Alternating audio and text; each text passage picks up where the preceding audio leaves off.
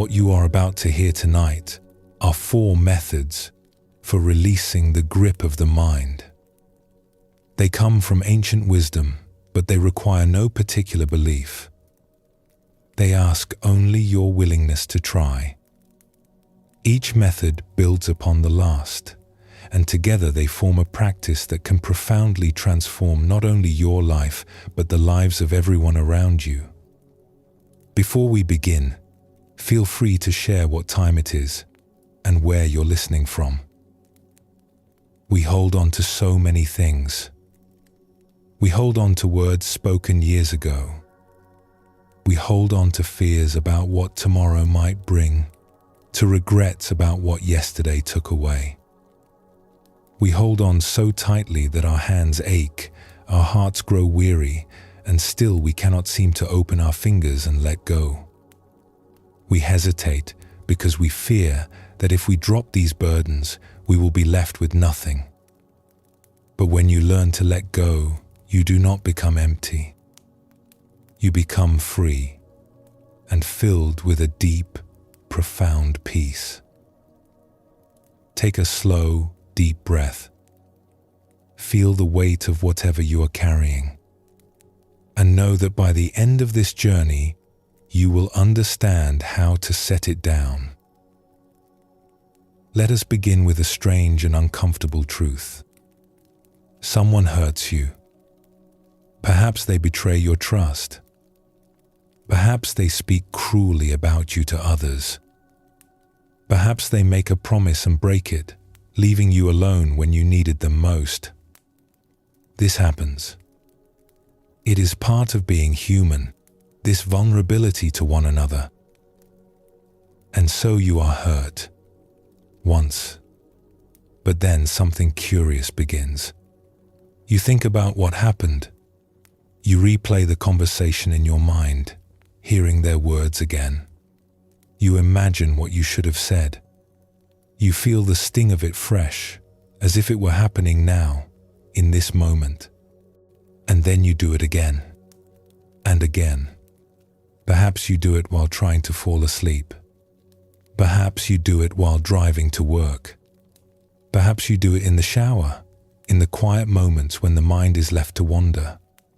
Each time you replay it, you feel the pain again. What began as a single wound has become 1,000 wounds. The person who hurt you is perhaps not even thinking about you anymore. They have moved on with their life. But you have not moved on. You have given them permission to keep hurting you day after day for as long as you choose to hold on. When you look at it clearly, this is one of the most unreasonable things a person can do. It defies all logic. And yet, we do it constantly. We all do it. We take a single moment of pain, and we multiply it endlessly through the strange alchemy of the mind. Why? This is the question that opens the door to understanding. Why do we hold on to what hurts us? Why do we carry burdens that serve no purpose?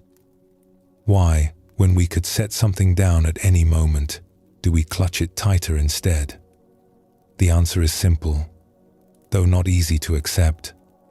We hold on because we do not know how to let go. We have never been taught. We have learned 1,000 skills in our lives. We have learned to read and write, to drive cars and operate computers, to navigate complex social situations and manage our careers.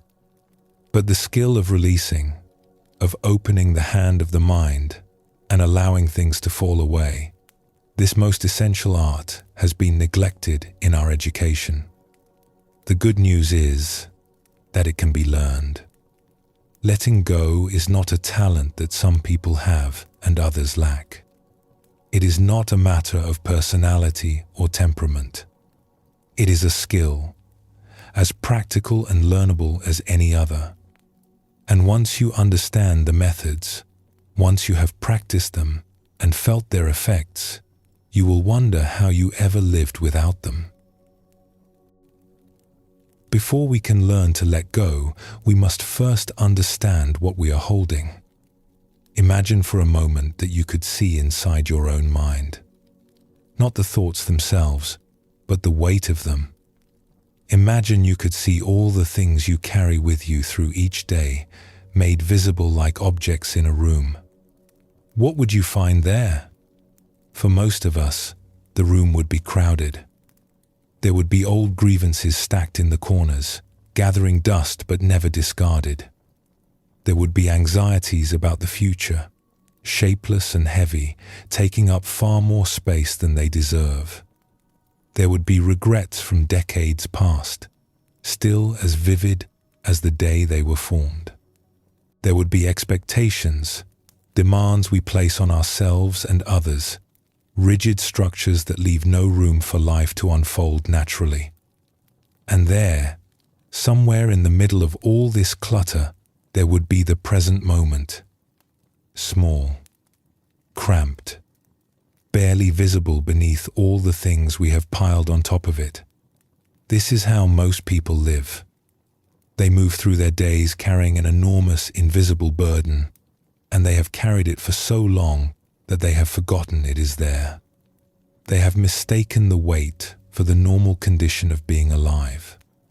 They think that this heaviness, this constant low-grade exhaustion, this feeling of never quite being at peace, is simply what it means to be human. It is not. The weight is optional. Every piece of it. The past cannot hurt you unless you pick it up and hold it. The future cannot frighten you unless you reach forward and grasp it. The present moment, all by itself, is almost always bearable. Often it is more than bearable. Often it is actually quite beautiful, if only we could clear away enough clutter to see it. This is not to say that life does not contain genuine difficulty. Of course it does. There is real loss, real pain, real hardship. But even these things become heavier than they need to be when we add to them. When we take a difficulty and wrap it in layers of resistance and resentment and fear, we transform a manageable burden into a crushing one. Consider the difference between pain and suffering. Pain is the direct experience of something difficult. It is the ache in your body, the sadness in your heart, the disappointment of plans gone wrong. Pain is honest. It arises, it is felt, and if left alone, it passes. Suffering is what we add to pain. It is the story we tell about the pain, the resistance we bring to it, the demand that it should not be happening. Suffering is the argument with reality. It is the exhausting internal fight against what is already true. Pain is inevitable. Suffering is optional. And the difference between them is letting go. There is another reason to learn this skill, one that extends beyond our own peace of mind. When we cannot let go, we do not suffer alone. Our holding on ripples outward, touching everyone in our lives. Think of someone you know who carries chronic resentment. Perhaps they were genuinely wronged at some point in the past. Perhaps they have good reason, by any reasonable standard, to feel hurt. But now, years later, they still carry it. And what has this done to them? Usually, it has made them difficult to be around. Their bitterness colors their interactions. It makes them suspicious, quick to perceive slights, slow to trust. It drains their energy, so they have less to give to the people who love them. It makes them tell the same stories over and over, dragging everyone around them back into a past that serves no one. This is not a judgment. It is simply what happens when we hold on too long. The weight does not stay contained within us. It spills over into our relationships, our families, our workplaces, our communities. There is a certain kind of humor in realizing this. One teacher used to say that he decided to be happy out of compassion for all the people who had to put up with him. It sounds like a joke, but it contains a profound truth. Learning to let go is not only a gift to yourself, it is a gift to everyone who shares your life. When you are at peace, your presence becomes peaceful. When you are not carrying unnecessary weight, you have energy and attention to offer others. When you have let go of old grievances, you can meet people fresh, without the filter of past hurts. Your lightness creates space for others to be lighter too. This is why the practice of letting go, though it may seem like a private matter, is actually deeply relational. It is an act of care for the world around you. Let us explore an image that may help make this concrete. Imagine that you are born with a backpack. It is empty at first, light and easy to carry. As you move through life, you begin to place things into this backpack. Some things are useful, a skill you have learned, a lesson from experience, a memory that brings you joy. These sit lightly and serve you well. But alongside these useful things, you begin to add other items. A grudge against someone who wronged you in childhood, the anxiety about a future that may never come to pass, the voice of a critical parent still commenting on your choices decades later, the shame of a mistake you made long ago, the fear of being judged, the belief that you are not enough. Each of these things has weight, and the backpack grows heavier. Now imagine that you never take anything out. You only add. Year after year, decade after decade, the backpack grows more and more full. You walk through life bent forward, straining against the weight. Your shoulders ache. Your back is tired. Every step requires more effort than it should. And here is the strangest part. If someone were to ask you why you carry such a heavy load, you might not even understand the question. You have been carrying it for so long that you have forgotten there was ever another way. You might say, this is just how life is. Everyone carries this much. It's normal. But it is not normal. It is only common. Look around at the people you know. Many of them are exhausted in a way that has nothing to do with physical labor. They are mentally tired, emotionally depleted, spiritually drained. They feel overwhelmed even when their external circumstances are manageable. They cannot seem to find rest even when they have time to rest. This is the weight of the backpack. This is what happens when we collect and never release. The question is not whether you are carrying too much. Almost everyone is. The question is whether you are ready to start taking things out. There is a particular kind of weight that deserves special attention because it is so common and so rarely examined. This is the weight of worry about the future. We spend an extraordinary amount of our mental energy on things that have not happened yet. We imagine disasters. We rehearse difficult conversations. We plan for contingencies that may never arise. We lie awake at night running through scenarios, trying to prepare ourselves for every possible outcome.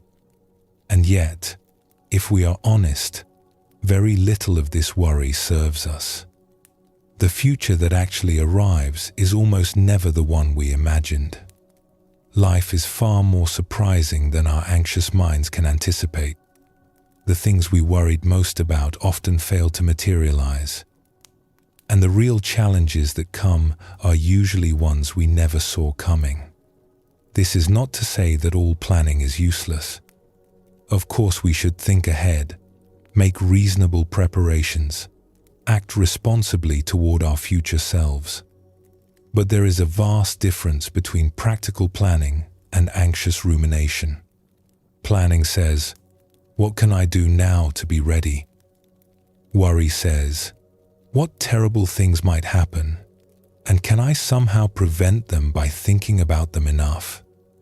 The answer, of course, is no.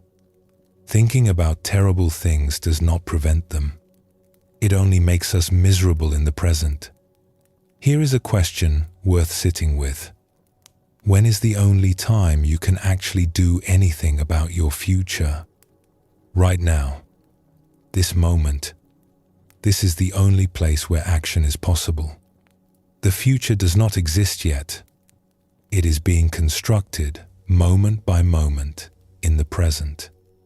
Every time you worry about tomorrow, you neglect the only place where tomorrow is actually being built.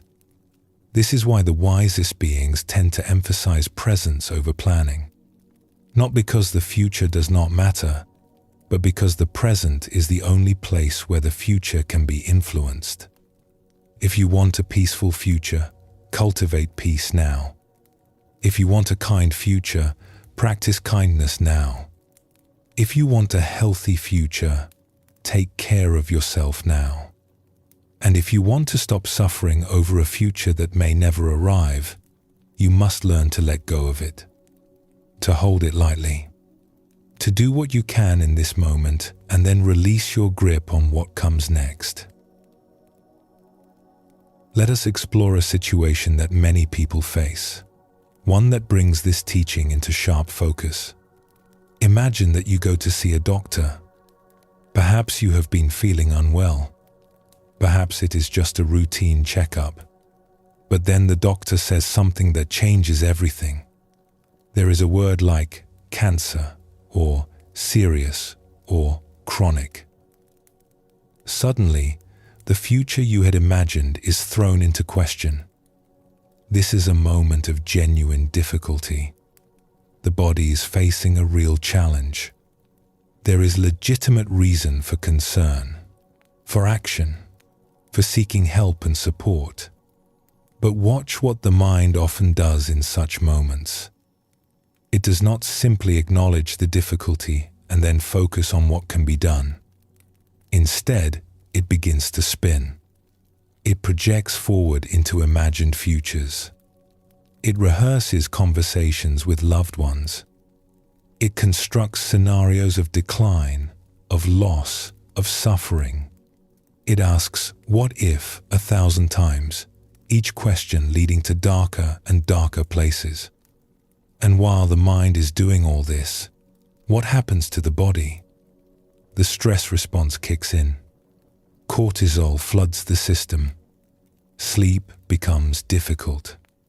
Appetite disappears or becomes erratic.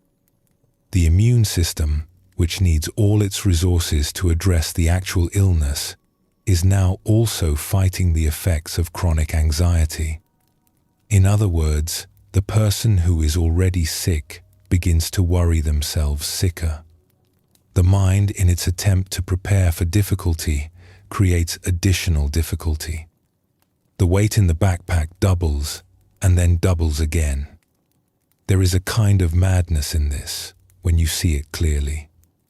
You are already facing one challenge. Why add a second challenge on top of it? Why fight a battle in your imagination while your body needs all your energy for the real battle? The practice here is not to pretend everything is fine. It is not to suppress genuine emotion or deny real difficulty. It is simply to stay close to what is actually happening, rather than racing ahead into what might happen. It is to meet this moment with all its uncertainty and to save your strength for what is real. This is letting go of the future. Not because the future does not matter, but because worry is not useful. What is useful is presence. What is useful is care. What is useful is directing your attention and energy toward what you can actually do right now, in this body, in this life. Let us return to where we began, to the mystery of how a single hurt becomes 1,000 hurts. There is a story that teachers sometimes tell. A young student comes to her master, upset about something a colleague has said. The words were unkind, perhaps untrue. The student feels wronged. "When did this happen?" the teacher asks.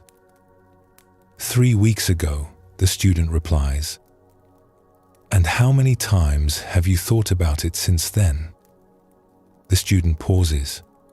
She has thought about it many times. Dozens of times.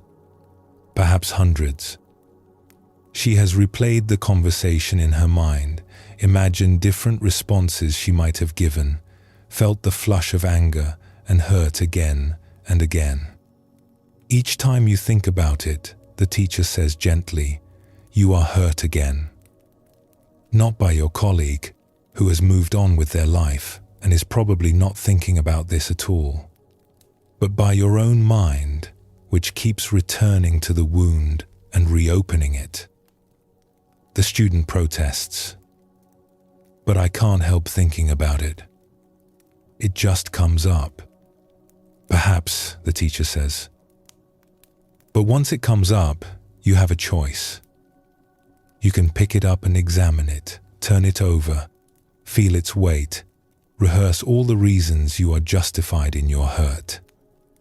Or you can notice it, bow to it, and let it pass." "How?" the student asks. "How do you let it pass?" And this is the question that leads us forward. How do you let it pass? How do you release what the mind wants to hold? How do you set down what has become so familiar you hardly notice you are carrying it? The answer is not a single technique, but a way of living. It is a gradual shift in how we relate to our own minds. But it begins with a simple recognition. We are the ones doing the holding. The past cannot hold on to us. Only we can hold on to it. This means that release is always possible. It does not require anyone else's permission or cooperation. It does not require the person who hurt you to apologize. It does not require circumstances to change. It requires only your willingness to open your hand. We come now to the practical heart of this teaching. If letting go is a skill, how is it developed? The first step is simply to see what you are carrying. This sounds obvious, but it is more difficult than you might expect. We become so accustomed to our burdens that they feel like part of us. The anxiety that sits in your chest, the resentment that colors your thoughts, the fear that tightens your shoulders. These have been with you so long that you may not recognize them as separate from yourself. So the practice begins with attention. In quiet moments, turn your awareness inward. Notice what is there. Not to judge it or fix it, but simply to see it clearly. What are you holding? What thoughts return again and again? What feelings have become chronic rather than passing? This is the inventory of the backpack. And for many people, simply seeing what they are carrying is a revelation. They had not realized how much was in there. They had not understood why they were so tired. The second step is to question necessity. For each thing you find yourself carrying, ask, is this serving me? Is holding on to this making my life better? Is there any benefit to carrying this weight? Often, when you ask these questions honestly, the answer is no. The grudge you have been nursing for years is not protecting you. The worry about the future is not preparing you. The regret about the past is not teaching you. These things are simply heavy. They drain your energy without giving anything back. And once you see this clearly, something begins to shift. The grip loosens, just a little. The idea of release which may have seemed impossible before, begins to feel thinkable. The third step is to give yourself permission. Many people hold on to painful things because they believe they should. They believe that letting go of a grudge means the person who hurt them wins. They believe that letting go of worry means they are being irresponsible. They believe that letting go of regret means they are not taking their mistakes seriously enough. These beliefs are worth examining. Is it really true that holding on to resentment is a form of justice? Does worry actually make you more prepared? Does chronic regret lead to genuine learning? Or does it simply perpetuate suffering? For most people, the answer is that holding on serves no useful purpose. It is simply habit. It is simply what the mind does when it has not been trained otherwise. You are allowed to let go. You are allowed to be at peace. You do not owe your suffering to anyone. Your pain does not make up for the wrong that was done. Your worry does not protect your loved ones. Your regret does not change the past. Release is not betrayal. Release is freedom. As this first exploration draws to a close, let us turn to what you can actually do. Begin by finding a quiet moment. It does not need to be long. Even a few minutes will serve. Sit comfortably. Let your body settle. Let your breath find its natural rhythm. Now ask yourself, what am I carrying that I do not need? Do not rush to answer. Let the question sit. Let it sink below the surface of the busy mind. See what rises in response. Perhaps an old hurt will surface. Perhaps an anxiety about something coming. Perhaps a regret, a resentment, a fear. Whatever arises, greet it with curiosity rather than judgment. You are not here to condemn yourself for carrying this. You are here to see clearly. Once you have identified something you are holding, ask the next question. What would it feel like to set this down? Do not try to force release. Simply imagine it. Feel what your body would feel if this weight were no longer there. Notice what your mind would be like without this constant background noise. Allow yourself to taste, even for a moment, the possibility of freedom.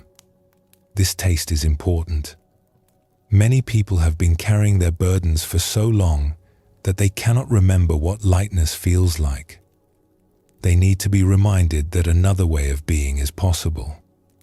And then, if you are ready, try this. Take a breath in, and as you breathe out, imagine the weight leaving you. Imagine it falling away, dissolving, returning to the earth. You do not need to know where it goes. You only need to be willing to let it go. This may not work completely the first time. The mind is habitual. It has been holding on for years, perhaps decades. It will not necessarily release its grip just because you ask nicely. But with practice, with repetition, with patience, the habit of holding begins to weaken. The skill of release begins to grow. And each time you let something go, you will feel a little lighter, a little freer, a little more able to meet this moment as it actually is, rather than as your accumulated past insists it must be. We have covered much ground, and yet we have only begun. There are 4 ways of letting go, and we have barely touched the first. But already, perhaps, something has shifted. Perhaps you have seen more clearly what you carry. Perhaps you have questioned, for the first time in years, whether you really need to carry it all. This is enough for now. This is more than enough. In the sections that follow, we will explore specific methods for release. We will learn how to throw things away deliberately and ceremonially. We will discover the freedom that comes from wanting to be where we are. We will understand the joy of giving without expectation. And we will cultivate a mind to which nothing sticks, a mind that can meet each moment fresh and free. But all of this builds on the foundation we have laid here. The recognition that we are the ones doing the holding. The understanding that our burdens, however familiar, are optional. The willingness to consider that there might be another way. You have carried enough. You have carried it long enough. The time has come to learn how to set it down. Rest here for a moment. Let what you have heard settle. Notice what you are feeling in your body, in your heart. And when you are ready, we will continue the journey together.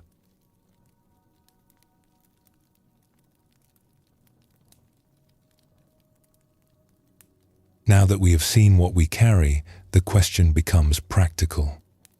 What do we do about it? It is one thing to recognize the weight in the backpack. It is another to actually remove it. Many people spend years in this gap, aware of their burdens but unable to release them. They know they are holding on too tightly. They can see how it is affecting their lives. And yet the fingers will not open. The grip will not ease. This is where the teaching becomes specific. The Buddha, in his very first discourse, spoke of letting go as the path to freedom. But he did not simply say, let go and leave it at that. He understood that such advice, however true, is not enough. We need to know how. And so he offered methods, concrete practices, ways of working with the mind that, over time, loosen its grip on what it holds. There are 4 of these methods, 4 doorways to release. Each one approaches the same destination from a different angle. Some will resonate more than others, depending on your temperament and circumstances. But all of them work. All of them have been tested by countless practitioners over thousands of years. The first method is the most direct. It is simply this: throw it away. Let us explore a story that has changed many lives. A young monk was walking through the forest with his teacher. It was early morning, just after the daily alms round, and the light was filtering through the trees in that soft way it does before the sun has fully risen. The path was strewn with fallen branches and leaves, the ordinary debris of forest life. As they walked in silence, the teacher bent down and picked up a stick from the ground. It was an unremarkable stick, the kind you might step over without noticing. He held it in his hand for a moment, feeling its weight. Then he turned to his student and asked a simple question. "Is this stick heavy?" The young monk considered. The stick was perhaps a foot long, dried wood, nothing substantial. "Not particularly," he said. The teacher nodded. Then, without ceremony, he tossed the stick away into the forest. It landed somewhere in the undergrowth, out of sight. "What about now?" he asked. "Is it heavy now?" The student understood. "No," he said. "It has no weight at all now." "It is only heavy when you hold it," the teacher said. And then he continued walking, leaving the student to absorb what had just happened. This teaching is so simple that the mind wants to dismiss it. Surely there must be more. Surely the path to freedom cannot be as straightforward as putting something down. But consider for a moment. What heavy things are you holding in your life right now? Perhaps it is a difficult relationship. Perhaps it is worry about your health. Perhaps it is a job that drains you, or a conflict that will not resolve, or a memory that keeps returning unbidden. Is that thing heavy? It is only heavy when you hold it. The stick in the forest did not become lighter when it was thrown away. It weighed exactly what it had always weighed. What changed was the relationship between the stick and the one who had been holding it. The moment the fingers opened, the moment the stick left the hand, its weight became irrelevant. It could weigh 1 pound or 100 pounds. It no longer mattered because it was no longer being carried. This is the first insight. The heaviness we feel is not inherent in the things themselves. It is created by our relationship to them, by our holding, by our refusal to let go, which means that relief is always available. Not by changing what we carry, but by setting it down. If it is so simple, why do we not do it? Why do we continue carrying what makes us tired and unhappy? Part of the answer is habit. We have been holding on for so long that we have forgotten there is any other option. The grip has become automatic, unconscious. We do not choose to hold on. We simply do, because we always have. But there is another reason, more subtle and more powerful. We hold on because we believe we should. We believe that holding on to a grudge is a form of justice. If we let it go, we fear. We are saying that what happened was acceptable. We are letting the other person off the hook. We are betraying ourselves and our pain. We believe that holding on to worry is a form of responsibility. If we let go of our fears about the future, we imagine, we are being reckless. We are tempting fate. We are failing to protect ourselves and those we love. We believe that holding on to regret is a form of learning. If we release our grip on past mistakes, we think, we will repeat them. We need the pain to remind us. We need the shame to keep us in line. These beliefs are worth examining carefully, because they are the bars of the cage we have built around ourselves. Is it true that holding on to resentment serves justice? Look honestly at your own experience. Has carrying that grudge brought you peace? Has it changed what happened? Has it improved your life in any measurable way? Or has it simply extended your suffering day after day for no purpose? Is it true that worry protects you? Again, look at your experience. Have your anxious thoughts about the future ever prevented anything bad from happening? Or have they simply made the present more difficult to bear? Is it true that regret leads to learning? Perhaps, in small doses, a moment of regret can clarify what matters to you. But chronic regret, the kind that plays on a loop for years, does this lead to wisdom? Or does it simply keep you trapped in a past you cannot change? When you examine these beliefs honestly, they begin to dissolve. You see that they are not serving you. They are simply habits of mind, inherited from a culture that does not know how to let go, passed down through generations that never learned another way. You are allowed to release them. You are allowed to set down what you have been carrying. This is not irresponsibility. This is not betrayal. This is the most profound form of self-care. Knowing that we can let go is one thing. Actually doing it is another. This is where ritual can help. There is a meditation retreat center nestled in the countryside where participants sometimes struggle with the weight they have brought with them. They have left their jobs and families for a period of silence, but their minds have not left anything behind. They sit in meditation, trying to find peace, while thoughts of unfinished business swirl endlessly. The teachers at this center developed a practice to help with this. They invite the struggling participants to walk into the surrounding forest and find a stick. It should be substantial, something with a bit of weight. Then, with a pen or a knife, they carve into the stick whatever it is they are carrying. It might be a name. It might be a word like work or fear or past. It might be a date, a place, something only they understand. Then they look at the stick. They feel its weight in their hand. They acknowledge what it represents. And then, with full intention, they throw it as far as they can into the forest. The physical act matters. There is something about the motion of throwing, the release of the fingers, the arc of the object through the air, that communicates with the deeper parts of the mind. It is not enough to simply think about letting go.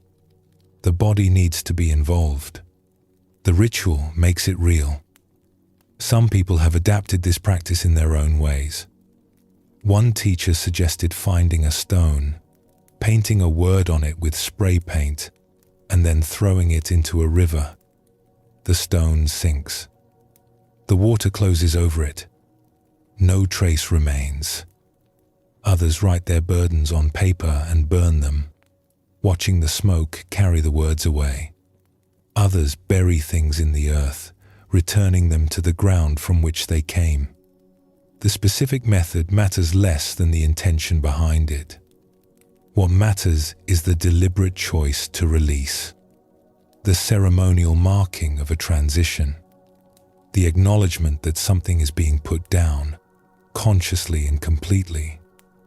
You might try this yourself, not as a metaphor, but as an actual practice. Find something physical that can represent what you are carrying. Hold it. Feel its weight. Acknowledge what it has been for you. And then, with full presence and intention, let it go. Throw it, burn it, bury it, sink it. Release it from your hand and from your mind. You may be surprised at how effective this simple act can be. Let us explore another image that illuminates this teaching. Imagine a prison cell. It is small and bare, with stone walls and a narrow window. Someone has been held in this cell for a very long time. Years, perhaps. Long enough that the cell has become familiar. The texture of the walls, the pattern of light through the window, the sounds of the corridor outside. All of it is known. Now imagine that one day the door to the cell swings open. There is no guard, no barrier. The way out is clear. Freedom is steps away. What happens? You might think the prisoner would rush out immediately, overjoyed at the chance to leave. But this is often not what happens. After years of confinement, the prisoner may hesitate at the threshold. The world outside is unknown, unpredictable. The cell, for all its limitations, is safe. It is familiar. It is home in a strange and sad way. Some prisoners, it is said, prefer to stay. They choose the known suffering of the cell over the unknown possibilities of freedom. This is what we do with our past. We build cells out of our memories, our grievances, our regrets. We furnish them with the stories we tell ourselves about what happened and what it means. And we stay inside, even when the door is open. Even when we could walk out at any time. The past cannot hold you. It has no hands, no locks, no bars. The only thing keeping you in the cell is your own reluctance to leave. Your own attachment to the familiar, even when the familiar is painful. Walking out requires courage.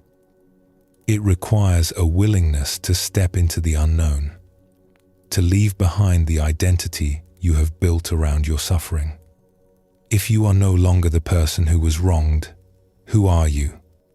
If you are no longer defined by that old loss, what defines you? These questions can be frightening, but they are also the questions that lead to freedom. And the door is always open. It has been open all along. There is a story about a teacher who grew up in a small country before moving far away to a distant land. Each time he returned home to visit his mother, he would bring her a gift. Something from his new country, a small token to remind her of him. His mother, like many people of her generation, had a mantel shelf above her fireplace. This was the place of honor in her home, where she displayed her most treasured possessions: photographs, small ornaments, things that carried memory and meaning. The first time he visited, the teacher brought her a small stuffed kangaroo, soft and endearing. She loved it. "Every time I see this," she said, "I will think of you in that faraway place." She placed it carefully on her mantel shelf. The next visit, he brought a koala. Same response. Onto the mantel shelf it went, next to the kangaroo. The visits continued over the years. A kookaburra joined the collection. Then a platypus. The mantel shelf grew more crowded, but still there was room. Then one visit, he brought a wombat. It was a larger gift, plump and substantial. His mother tried to place it on the mantel shelf, but there was no room. She shifted the other animals, rearranged them, tried different configurations. But the shelf was simply too full. Every time she got the wombat to fit, something else fell off. She spent an hour trying to make it work, growing more and more frustrated. Finally, her son said gently, "Why not take some of the other things off? Make room for the new one." She looked at him, almost offended. "I can't do that," she said. "These are precious. They remind me of you." He smiled. "That shelf is having a nervous breakdown," he said. "There is simply too much on it. This is what happens in our minds. We collect and never release. Every experience, every memory, every idea gets placed on the mental mantel shelf until there is no room left. And when something new tries to arrive, there is no space for it. The whole structure threatens to collapse under its own weight." The teacher learned a different way. If something new came to his mantel shelf, he would make room for it by removing what was already there. One thing at a time. Always space. Always room for what is arising now. This is not about having a poor memory or being unable to value the past. It is about recognizing that the mind has limited space and that we must choose wisely what we fill it with. If you keep everything, you can hold nothing properly. If you release what no longer serves, you can fully embrace what is here. This principle extends beyond memories to the very way we structure our lives. There is a teacher who holds many responsibilities. He is the spiritual director of one organization, the leader of another, the advisor to several more. He travels frequently, teaching in different countries, serving different communities. On paper, his life looks impossibly complicated. And yet, when you meet him, he seems at peace, unhurried, fully present to whatever is in front of him. How does he manage this? "I only hold one thing at a time," he explains. "When I am here, in this room, with you, that is the only thing on my mantel shelf. All the other responsibilities exist, but they are not in my hands right now. I have set them down." When I leave here and go somewhere else, I will pick up whatever is needed there. But only that. Only one thing at a time. This is profoundly counter to how most of us live. We pride ourselves on multitasking, on keeping many balls in the air, on never letting anything slip from our awareness. We carry our work into our homes and our homes into our work. We are physically present but mentally elsewhere. We are everywhere and nowhere at once. And we wonder why we are exhausted. The practice of one thing at a time is not about doing less. This teacher accomplishes more than most people could imagine. It is about being fully where you are, with whatever you are doing, and trusting that everything else can wait. This requires throwing things away, not permanently, but temporarily. When you sit down to a meal with your family, throw work away for that time. When you are engaged in a project, throw your worries about other projects away. When you are listening to a friend, throw your own agenda away. Each time you do this, you are practicing release. You are proving to yourself that you can set things down without disaster. You are training the mind in the skill of letting go. And gradually, something shifts. The mind that was always grasping begins to relax. The hands that were always full begin to open. The weight that was always there begins to lift. As we near the end of this exploration of the first method, let us consider practically what can be released. The past. This is perhaps the heaviest stone in most people's backpacks. The things that happened, the words that were said, the choices that were made. None of this can be changed. Carrying it serves no purpose except to make the present more difficult. The past can be thrown away. The future, not the practical planning that helps you navigate life, but the anxious speculation, the catastrophic imagination, the endless rehearsal of conversations and scenarios that may never occur. This too can be thrown away. The complaining mind. There is a voice in most of us that is never satisfied. That finds fault with everything. That notices what is wrong rather than what is right. This voice has its uses in small doses, but when it runs constantly, it poisons life. It can be thrown away. Unnecessary thinking. We think far more than we need to. Most of our thoughts are repetitive, circular, unproductive. They separate us from direct experience, from the actual texture and color of life. There is a teaching story about a student who could not stop himself from commenting on a beautiful sunset. "What a beautiful sunset," he said. But in speaking, he stopped seeing. He was watching words instead of light. Much of our thinking is like this. It can be thrown away. The need to be right. How much energy do we spend defending our positions, arguing our points, insisting on our version of events? What if we simply let this go? What if being at peace mattered more than being right? Other people's opinions. We carry around ideas about what others think of us, and we adjust our behavior accordingly. But we cannot actually know what others think. We are carrying imaginary weight. It can be thrown away. Each of these is a stone in the backpack. Each one adds to the burden without adding to your life. And each one, when you look at it clearly, can be set down. Not forever, necessarily. Not in every situation. But right now, in this moment, you have the power to release your grip. You have the power to throw away what does not serve you. This is the first liberation. This is the first way of letting go. Let us close this section with a practice you can take into your daily life.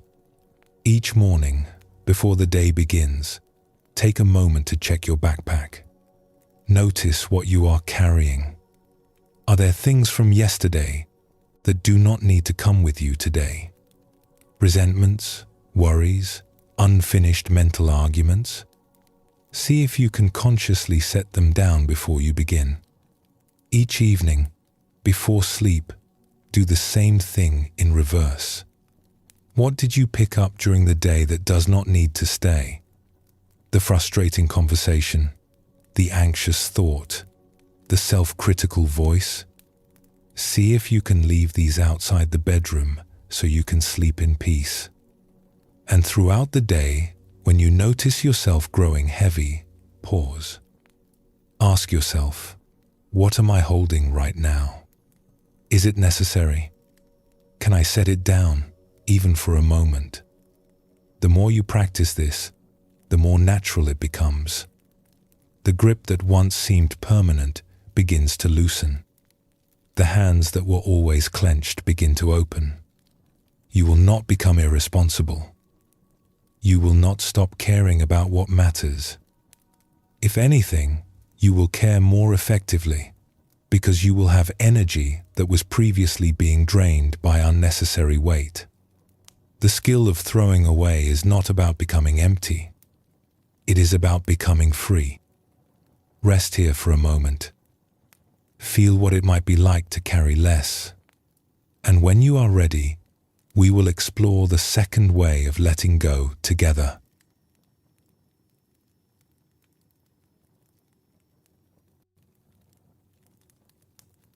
We have explored the first way of letting go, the direct path of simply throwing things away. It is powerful medicine, this practice of release. And yet there are times when throwing away is not possible. There are situations we cannot leave, circumstances we cannot change, realities we must face, whether we wish to or not. What then? This is where the second way of letting go becomes essential. It does not ask you to discard anything. It does not require you to change your situation. Instead, it transforms your relationship to whatever situation you find yourself in. The teaching is deceptively simple. So simple that the mind may resist it, looking for something more complicated, more effortful, more worthy of the name spiritual practice. But simplicity is not the same as ease. And this teaching, though simple to understand, can take a lifetime to truly embody. Here it is, want to be where you are. That is all. Wherever you find yourself, whatever is happening, want to be there. Not because you have to, not because you should, but because wanting to be here is the doorway to freedom. There is a story that beautifully illuminates this teaching. It concerns a monastery in a rural area of a Western country and a maximum security prison not far away. For many years, monks from the monastery would visit the prison to teach meditation and offer spiritual guidance to the inmates. One monk in particular developed a rapport with the prisoners. They appreciated his honesty, his lack of judgment, his willingness to sit with them as equals. After some time, the prisoners grew curious about this man who came to see them each week. What was his life like? What did monks actually do? One evening, they asked him to stay a bit longer after the formal teaching. They offered him tea and chocolate, which monks are generally happy to accept, and they began to ask questions. What time do you wake up in the morning? One prisoner asked. 4 o'clock, the monk replied. The prisoners exchanged glances. 4 in the morning? Even here, they don't make us get up that early. The monk smiled. Well, it is optional. Optional? Yes. We can always get up earlier if we want to. The prisoners were not sure if he was joking. And then what do you do? We meditate. For how long? A few hours usually. Can't you watch television or something? Listen to music? We don't have televisions, the monk said. Or radios. Or music. Now the prisoners were genuinely shocked. We have televisions in our cells, one of them said. You don't have televisions in your monastery? No. So after meditation, you have breakfast? Yes, a small breakfast. Usually just a cup of cereal. 1 cup. That's it? Here we can have bacon, eggs, pancakes, whatever we want. You only get 1 cup of cereal? That's right. And then? Then we work. Hard physical labor, most days. Building, cleaning, gardening, whatever needs to be done. The prisoners shook their heads. In prison, there were jobs, but nothing too strenuous. Certainly nothing like what the monk was describing. So I suppose you look forward to lunch, one prisoner said. Yes, lunch is our main meal. But we eat it from a single bowl. Everything goes in together. What do you mean, everything goes in together? Well, whatever food is offered, it all goes in the same bowl. Sometimes you end up with curry next to ice cream, or custard on top of spaghetti. That's disgusting, a prisoner said. Even in solitary confinement, they give you a tray with separate compartments. You don't have compartments? No compartments. And in the afternoon? More meditation. Can't you play sports or something? Cards? Anything? No, we just meditate. Don't you get bored? The monk considered this. Not really. That is what we are there to do. Well, said a prisoner, clearly hoping for some relief in this grim picture. At least you must have a good dinner to look forward to. Dinner? The monk looked puzzled. We don't eat dinner. Just the one meal, in the morning and midday. Nothing in the evening. Nothing? We get dinner here, and snacks whenever we want them. Not in the monastery. So, what do you do in the evening then? The prisoners already knew the answer. Don't tell us. You meditate. Yes. And then you go to bed, I suppose. At least you can sleep. Well, the monk said, we don't actually have beds. I sleep on the floor. This was too much. The prisoners stared at him. Even in prison, the most basic prison in the country, there were beds. Thin mattresses on metal frames, but beds nonetheless. The room was quiet for a moment. The prisoners looked at this gentle man who had been visiting them, teaching them, treating them with such kindness, and they saw him differently now. They saw someone whose life was, by any material measure, harder than their own. One prisoner, moved by genuine concern, finally spoke. That sounds terrible, he said. Your life in that monastery. Why don't you come in here and stay with us instead? He meant it. He was offering what he thought was a better situation. And in that moment, something profound was revealed. Think about what was being compared.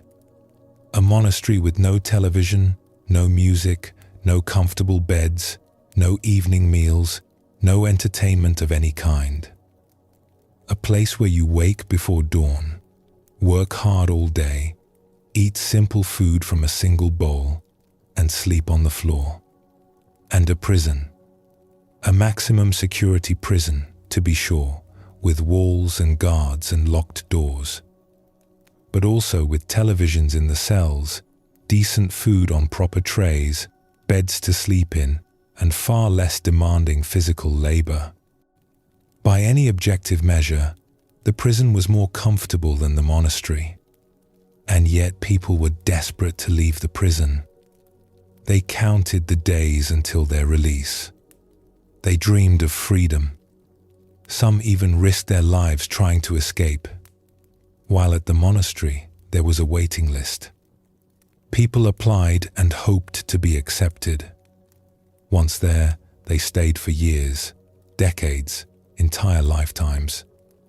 They were not trying to escape. They were grateful to be there. What was the difference? Only one thing. The people in the monastery wanted to be there. The people in the prison did not. That is all. That is the entire difference between imprisonment and freedom. Not the conditions, not the comfort, not the presence or absence of walls. Simply whether you want to be where you are. This realization changes everything. Once you understand this principle, you begin to see prisons everywhere. Not physical prisons with bars and guards, but the prisons we construct in our own minds. Any place you do not want to be is a prison. If you are in a relationship and you do not want to be there, that relationship is your prison. It does not matter how kind your partner is, how beautiful your home, how enviable your life appears to others. If you do not want to be there, you are imprisoned. If you are in a job and you do not want to be there, that job is your prison. It does not matter how good the salary, how prestigious the title, how comfortable the office. If you do not want to be there, you are not free. If you are in a body that is aging or ill, and you do not want to be there, your own body becomes a prison. You are trapped inside something you wish you could escape. Even a single moment can be a prison.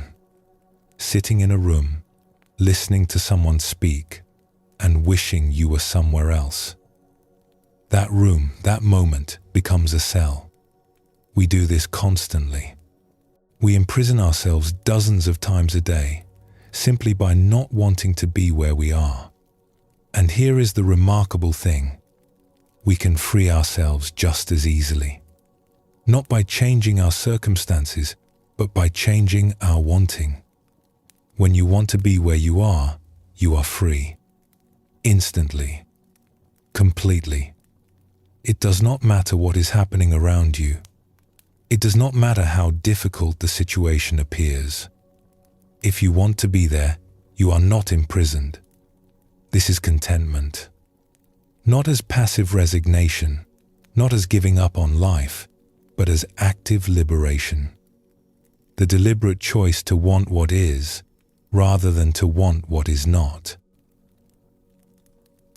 Let us lighten the mood with a story that illustrates this teaching from a different angle. At the same monastery we have been discussing, there was a great deal of physical work to be done. Buildings to construct, grounds to maintain, endless projects requiring hands and effort. The monks participated in all of it, regardless of their position or seniority. One day, there was concrete work happening. Anyone who has worked with concrete knows what this means. It splashes. It splatters. It gets everywhere. By the end of the job, anyone involved looks like they have been in a losing fight with a cement mixer. The senior teacher at the monastery had been helping with this work.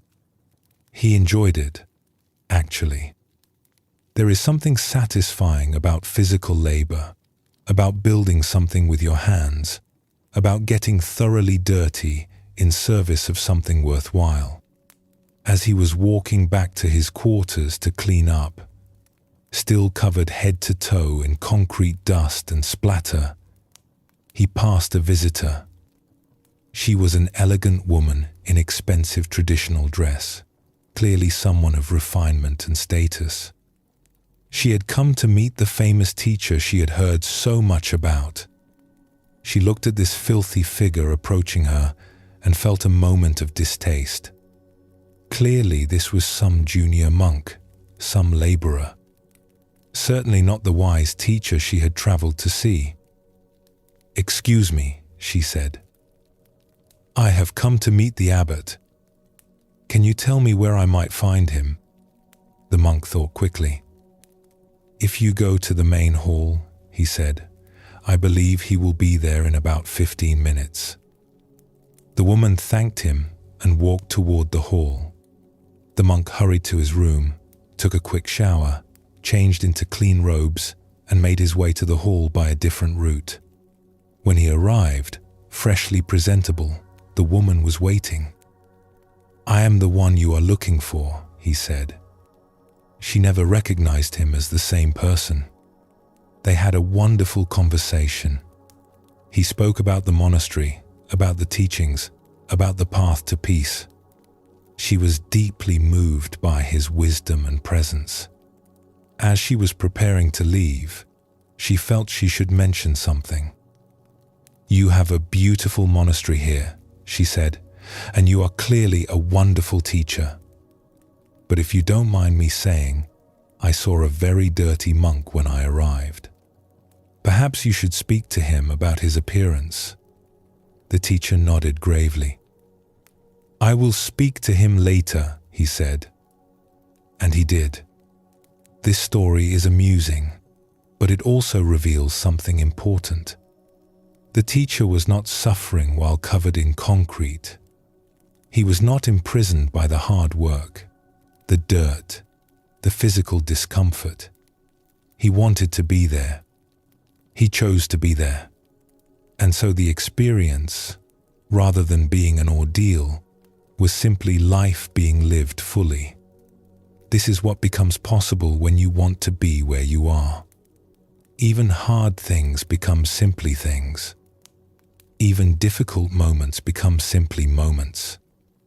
The resistance falls away, and what remains is just experience, neither good nor bad, simply what is happening now. Let us bring this teaching into ordinary life, into the situations most of us face regularly. You are driving somewhere. Perhaps you are late. Perhaps you have somewhere important to be. And then traffic stops. Cars ahead of you, cars behind you, and nothing moving. You are stuck. What happens in your mind? For most people, resistance arises immediately. This should not be happening. I need to be somewhere. Why is this taking so long? The body tenses. The breath becomes shallow. Frustration builds, sometimes spilling over into anger at other drivers, at the road, at life itself. And does any of this help? Does your frustration make the traffic move faster? Does your resistance change anything about the situation? Of course not. The traffic will move when it moves. Your emotional state has no effect on it whatsoever. All your resistance accomplishes is to make you miserable while you wait. Now imagine a different response. The traffic stops. You notice it, and instead of resisting, you decide to want to be there. Not because you planned to be in traffic. Not because you enjoy being late, but because you are there, and fighting reality is exhausting, and there is actually nothing wrong with this moment except your opinion of it. You take a breath. You let your shoulders relax. You look around. Perhaps you notice the sky, which you had not looked at all day. Perhaps you listen to the sounds around you. Perhaps you simply sit in stillness, which is rare enough in a busy life. The traffic has not changed, but you have. And in that change, freedom is found. This is not positive thinking. It is not pretending that everything is wonderful. It is simply dropping the argument with reality. It is recognizing that you are where you are, and that fighting this fact creates suffering, while accepting it creates peace. The traffic jam becomes a teacher. The delay becomes a gift. The prison becomes, if only for a moment, a monastery. There are situations more serious than traffic. There are circumstances we would never choose, hardships we would give anything to avoid. And yet they come. They come to all of us eventually. Illness comes. The body that served us so well begins to falter. Pain becomes a daily companion. The future we imagined closes down, and we are left with a reality we never wanted. Loss comes. People we love leave us, through distance or death. The relationships that anchored our lives dissolve. We find ourselves alone in ways we never anticipated. Failure comes.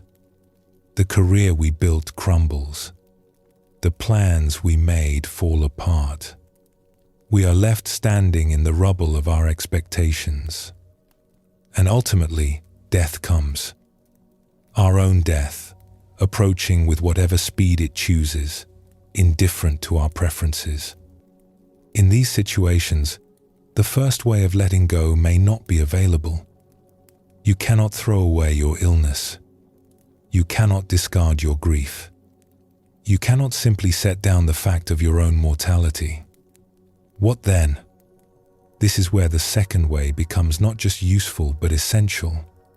When you cannot change your situation, you can still change your relationship to it.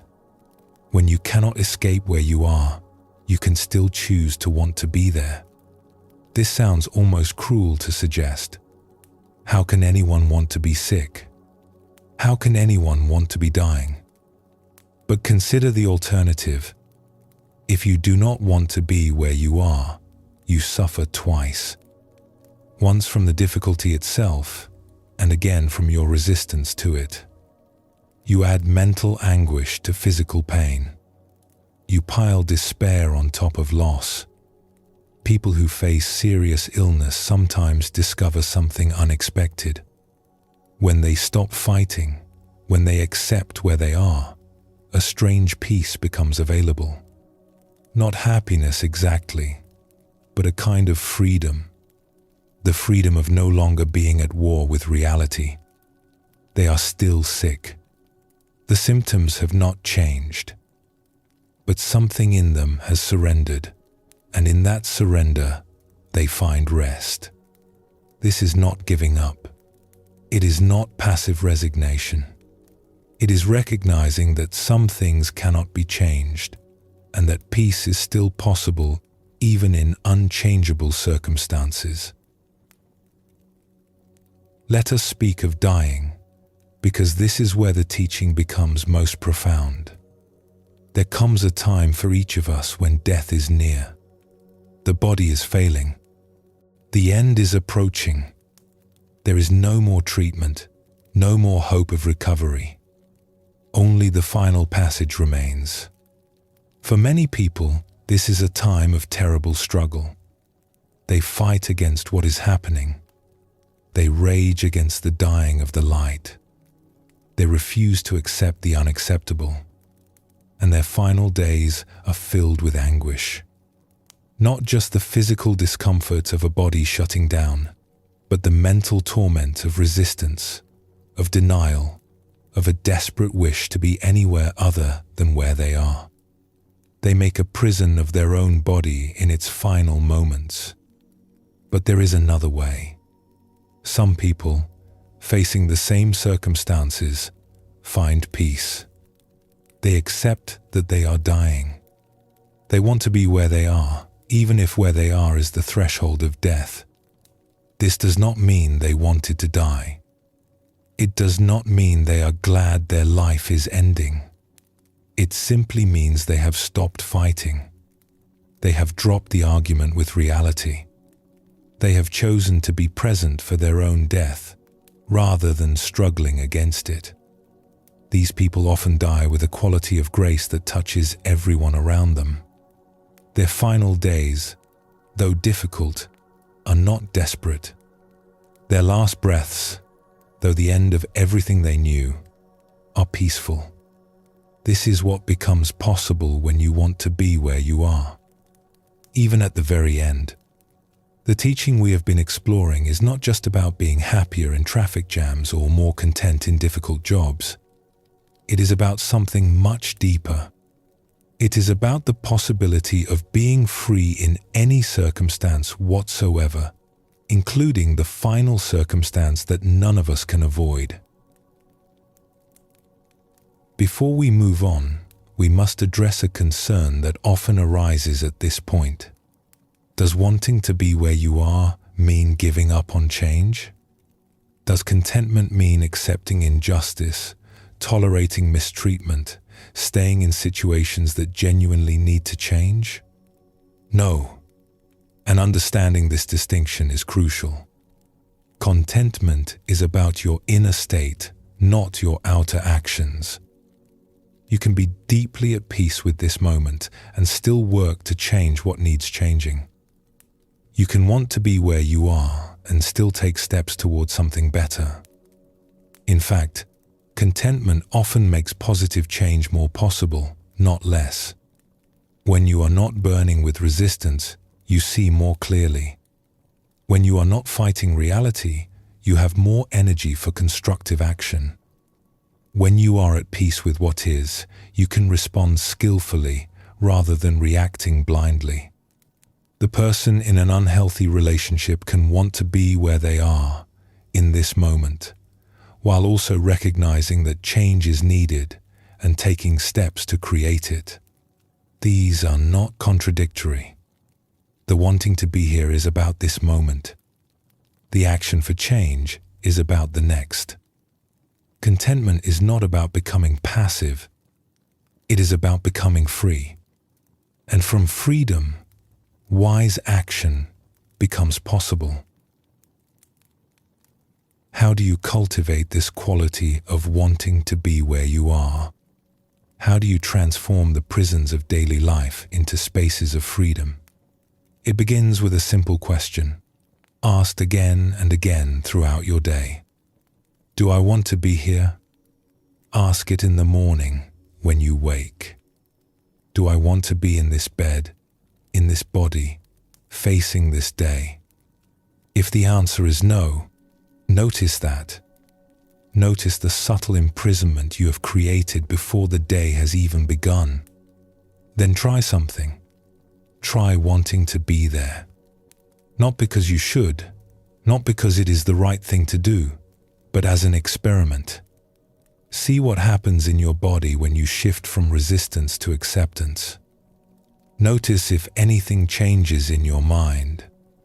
Ask the question throughout the day. In meetings you did not want to attend. In conversations you did not want to have. In moments of boredom, frustration, impatience, do I want to be here? And each time the answer is no, try shifting, even for a moment, even experimentally. See if you can find the wanting. This is not about forcing yourself to feel something you do not feel. It is about discovering that the wanting is available if you look for it. It is about recognizing that your relationship to the present moment is something you have influence over. Over time, this practice transforms things. The automatic resistance begins to weaken. The habitual not wanting begins to soften.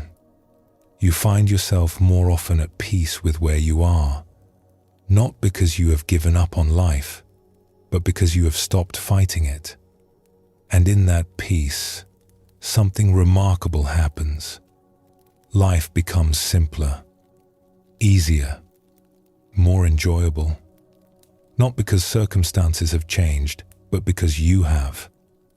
The prison doors open, and you realize they were never locked.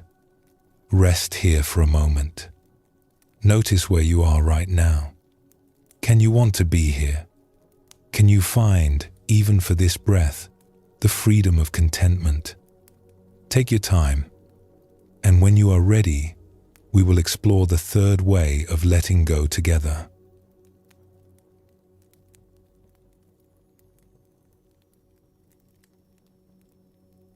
We have now explored two ways of letting go. The first was direct, simply throw away what you do not need to carry. The second was relational.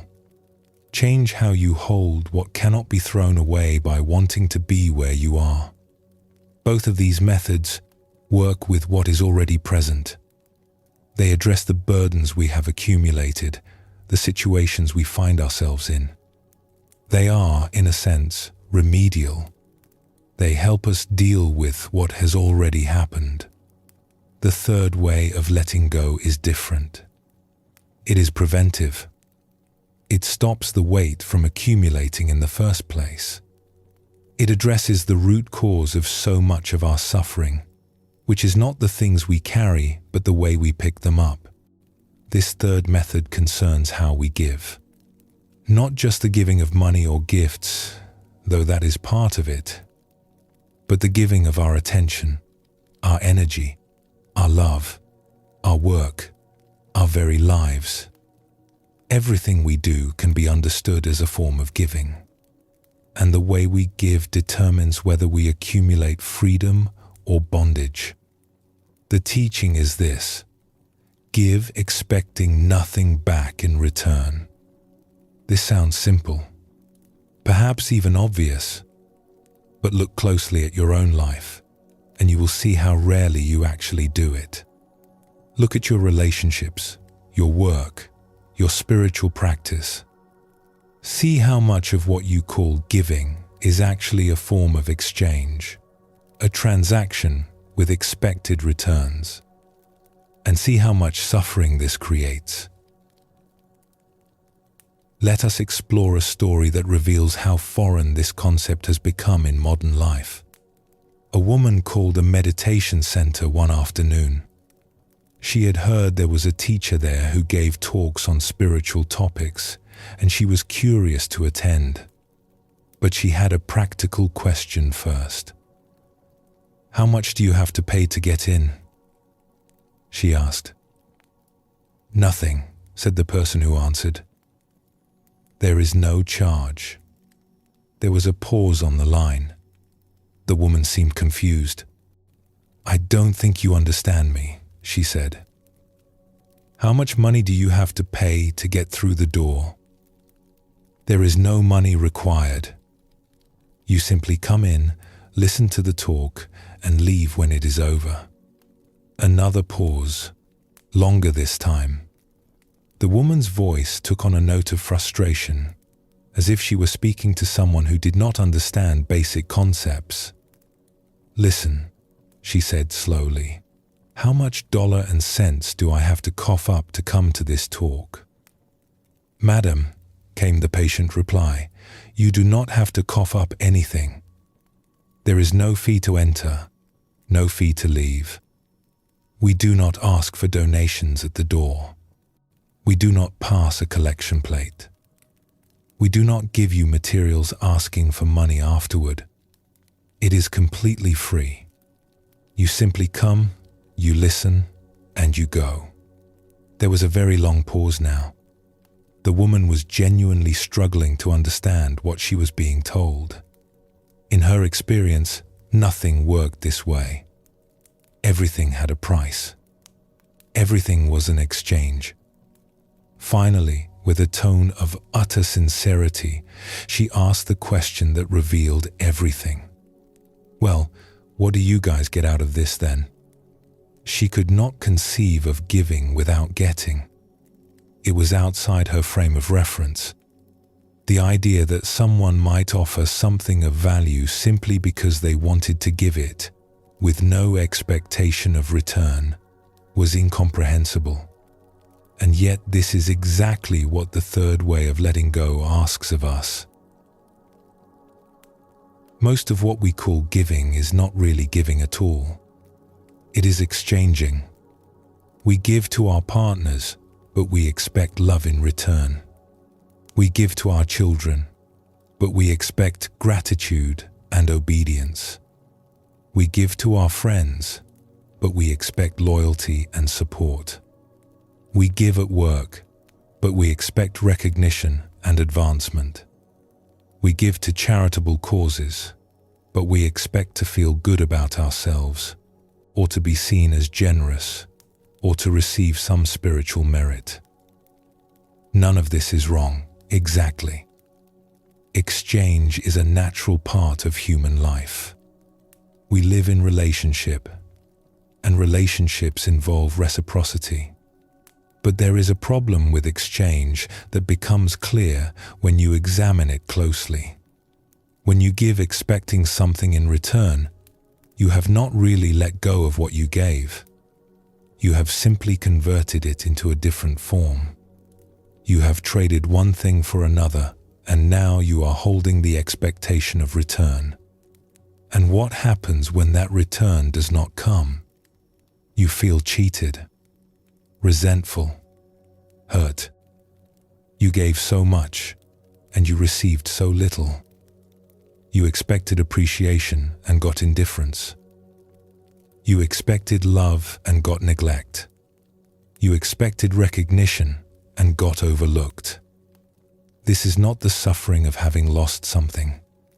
It is the suffering of expectation, of the gap between what you thought you would receive and what you actually received.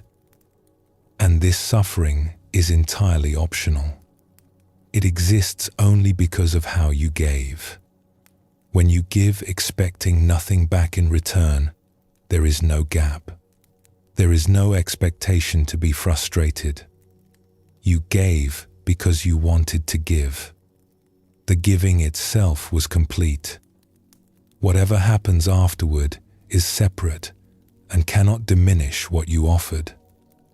This is true letting go.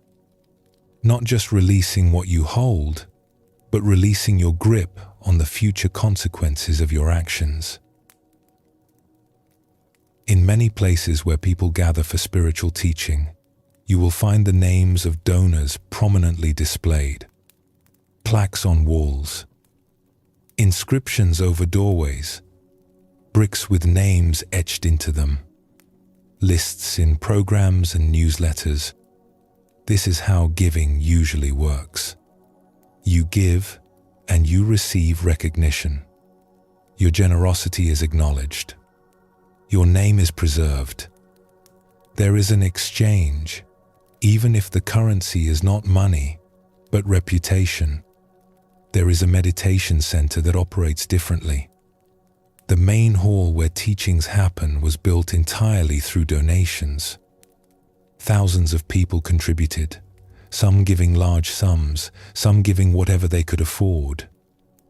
The total cost was substantial, enough to build a beautiful and functional space for practice. And yet there is not a single name displayed anywhere. No plaque, no list of donors, no acknowledgement of who gave what. The same is true of their retreat facility, which cost several million to construct. People donated generously over many years to make it possible, and there is no record visible to visitors of who contributed. No way to know whose money built which building, whose generosity funded which program. Why? Because genuine giving expects nothing back in return. When you give a donation and expect to have your name inscribed above the entrance, that is not really giving.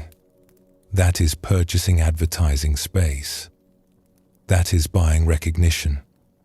There is nothing wrong with it, but it is an exchange, not a gift. True giving is anonymous. Not because anonymity is morally superior, but because when you need no recognition, you demonstrate that the giving itself was enough. You wanted to give. You gave. It is complete. This is a profound form of letting go. You release not only the money or the time or the energy, but also the story of yourself as the giver. You let go of the identity that comes with generosity. You simply give, and then you walk away. Let us explore a simpler example, one that might illuminate this teaching from a different angle. There is a teacher who, each morning, has a simple breakfast. Just a cup of cereal with milk, nothing elaborate. And each morning, as he sits down to eat, a cat appears. The cat is not his. It belongs to no one in particular. It simply lives around the monastery and has learned that this human has milk. The cat approaches. It looks at the bowl. It waits, and the teacher shares his milk with the cat. Sometimes half of what he has. Sometimes, if the cat seems particularly hungry, most of it. The cat drinks. The cat finishes. The cat looks around briefly, sniffs the air, and walks away. No acknowledgement. No gratitude. No affection. Not even a meow. The cat simply takes what is offered and leaves. Does the teacher feel resentful? Does he feel used? Does he complain that the cat never says thank you, never shows appreciation, never gives anything back? No. He finds joy in the giving itself. He is not giving to the cat in order to receive something from the cat. He is giving because he wants to give. The cat's response, or lack of response, is irrelevant. This is what giving without expectation looks like in practice. You offer what you have to offer. What happens next is not your concern. Many of us give to our families, our friends, our communities in the way the woman on the phone expected. We give and then we wait, consciously or unconsciously, for the return. We keep a ledger, even if we do not admit it. We notice when the balance seems unfair. What if we gave like the teacher gives to the cat? What if we offered our love, our time, our energy, our resources, simply because we wanted to offer them? What if we expected nothing in return, not even acknowledgement? We would be free. Free of the endless calculation of exchange. Free of the disappointment when returns fall short. Free of the subtle resentment that builds when we feel we have given more than we have received. This is the third way of letting go. Consider how much of your suffering comes from frustrated expectations. You expected your partner to remember your anniversary. They forgot. You are hurt. You expected your children to call on your birthday. They did not. You are wounded. You expected your boss to recognize your hard work. You were passed over for promotion. You are bitter. You expected your friend to support you in a difficult time. They were absent. You are angry. In each case, the suffering does not come from what happened. It comes from the gap between what happened and what you expected to happen. The expectation creates a standard, and when reality fails to meet that standard, pain follows. Now imagine those same situations without expectation.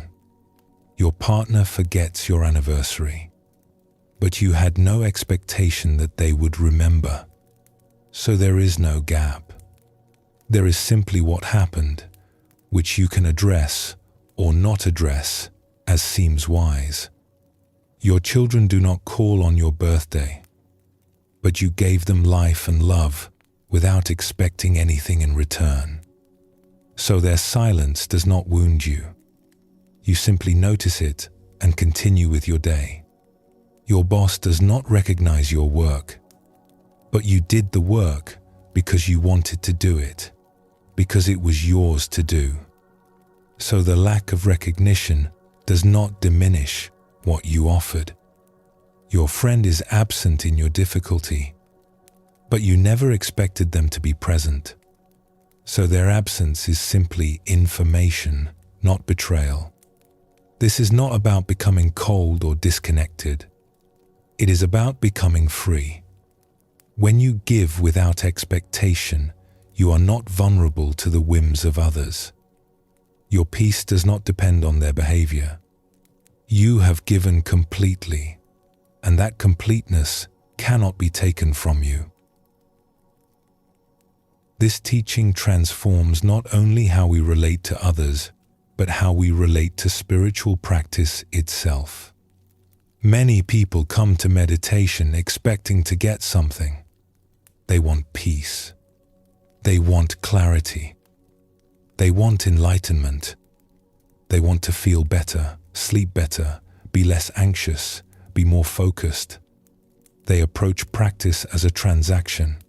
I will sit here and do this thing, and in return I will receive these benefits. And when the benefits do not come, or do not come quickly enough, they become frustrated. They feel cheated. They conclude that meditation does not work, or does not work for them, and they give up. But what if meditation were understood differently? What if, instead of a transaction, it were an offering? There is a teaching from an old master that reframes the entire practice. He said, "You meditate not to get something, not to attain things. You meditate to let go." Meditation as letting go. Meditation as giving. Not giving to some external deity or force, but giving away your time, your attention, your grasping. Offering up the busy mind, the restless body, the endless wanting. Not in order to receive peace in return, but simply as an act of release. When you sit to meditate with this understanding, everything changes. You are no longer waiting for results. You are not watching the clock, wondering when the benefits will arrive. You are simply giving. Each breath is an offering. Each moment of attention is a gift. And paradoxically, it is often this approach that leads to the deepest experiences. When you stop trying to get something from meditation, something opens. When you release expectation, space appears. The peace you were seeking arrives, but only after you stopped seeking it. This is the mystery of giving without expectation. What you release comes back to you, but only when you have truly released it. There is a reason we are drawn to give, even when we do not fully understand it. Giving feels good. Not the giving that is really exchange, not the giving that expects return, but genuine giving. The kind where you offer something simply because you want to offer it, with no thought of what comes back. Think of a time when you gave in this way. Perhaps you helped a stranger, someone you would never see again, someone who could never repay you. Perhaps you gave anonymously to a cause you believed in. Perhaps you simply did something kind for someone, not because you wanted gratitude, but because kindness was what wanted to happen. How did it feel? Most people, when they remember such moments, report a kind of warmth, a sense of rightness, a quiet joy that does not depend on external validation. The giving itself was the reward. This is not an accident. It is not a trick of psychology. It is pointing to something true about the nature of reality. We are not isolated beings competing for scarce resources. We are interconnected, and when we act from that interconnection, when we give from overflow rather than deficit, we touch something larger than ourselves. The teacher gives talks expecting nothing in return. Not thanks, not recognition, not the right cup of tea afterward. He gives because he loves to give, because teaching is his joy, because serving is what he is here to do. And he is rich, not in money, certainly, but in happiness, in peace, in a kind of abundance that cannot be taken away. This richness comes not from what he has accumulated, but from what he has released, from the countless acts of giving that expected nothing back. This is available to anyone. You do not have to be a teacher or a monk. You simply have to give. Really give. Without calculation, without ledger, without the subtle expectation that lives beneath so much of what we offer. Give to your partner without expecting love in return. Give to your children without expecting gratitude. Give to your work without expecting recognition.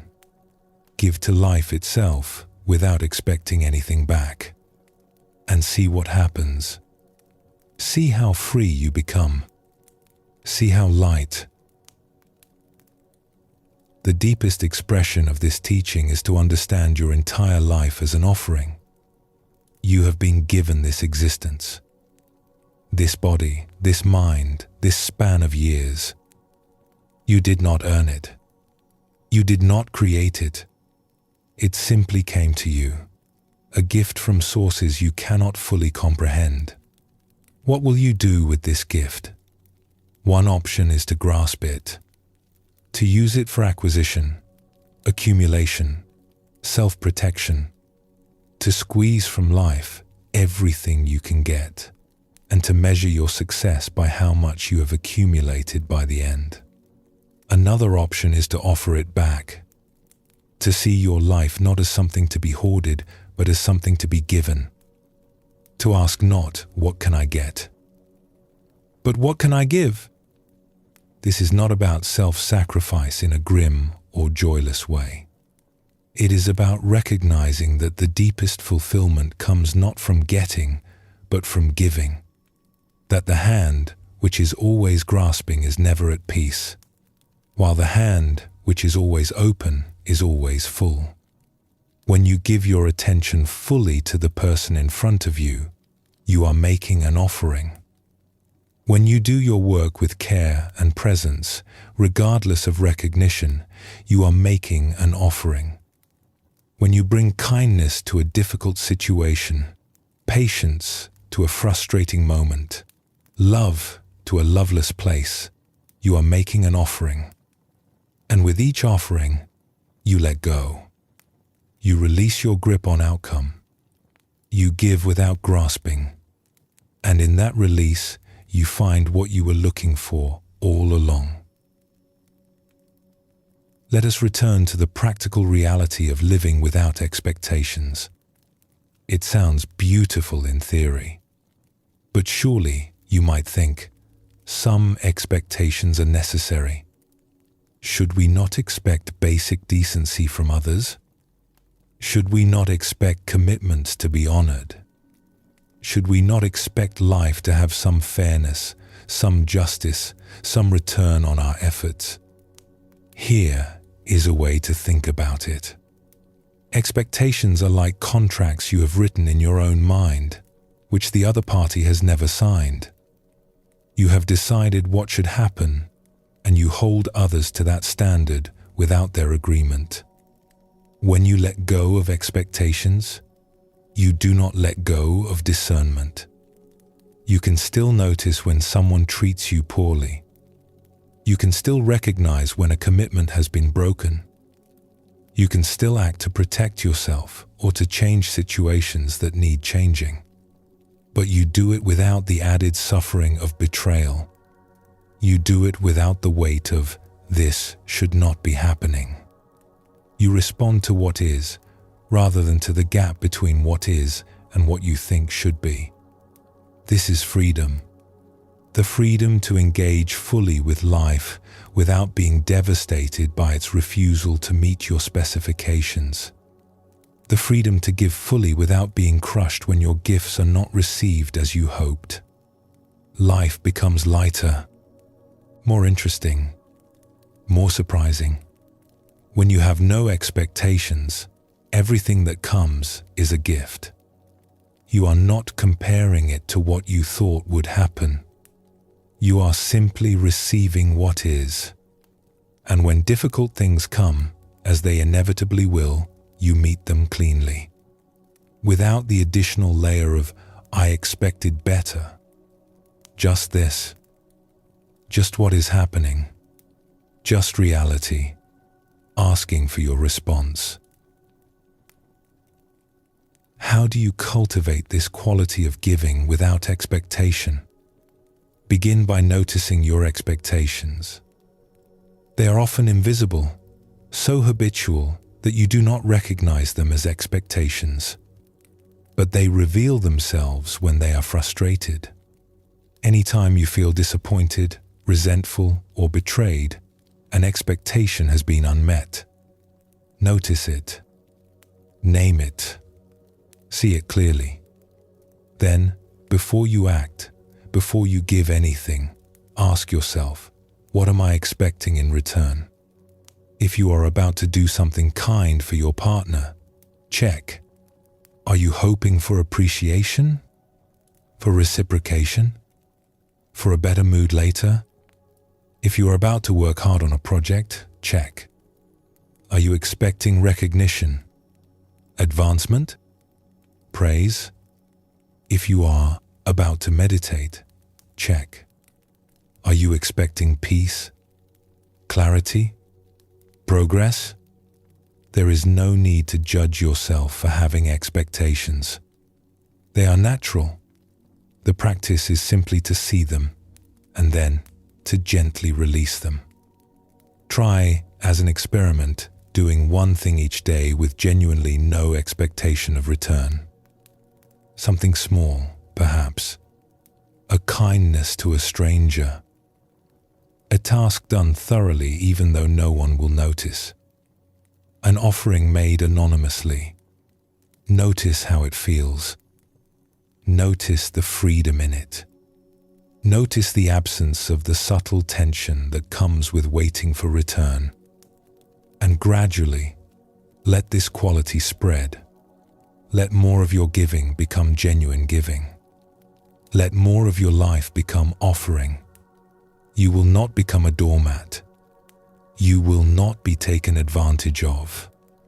People who give freely, without expectation, tend to be treated with respect because they carry themselves with a quiet dignity that comes from not needing anything from anyone.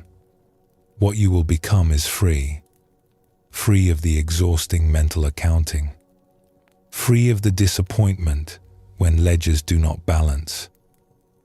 Free of the resentment that builds when you feel you have given more than you have received.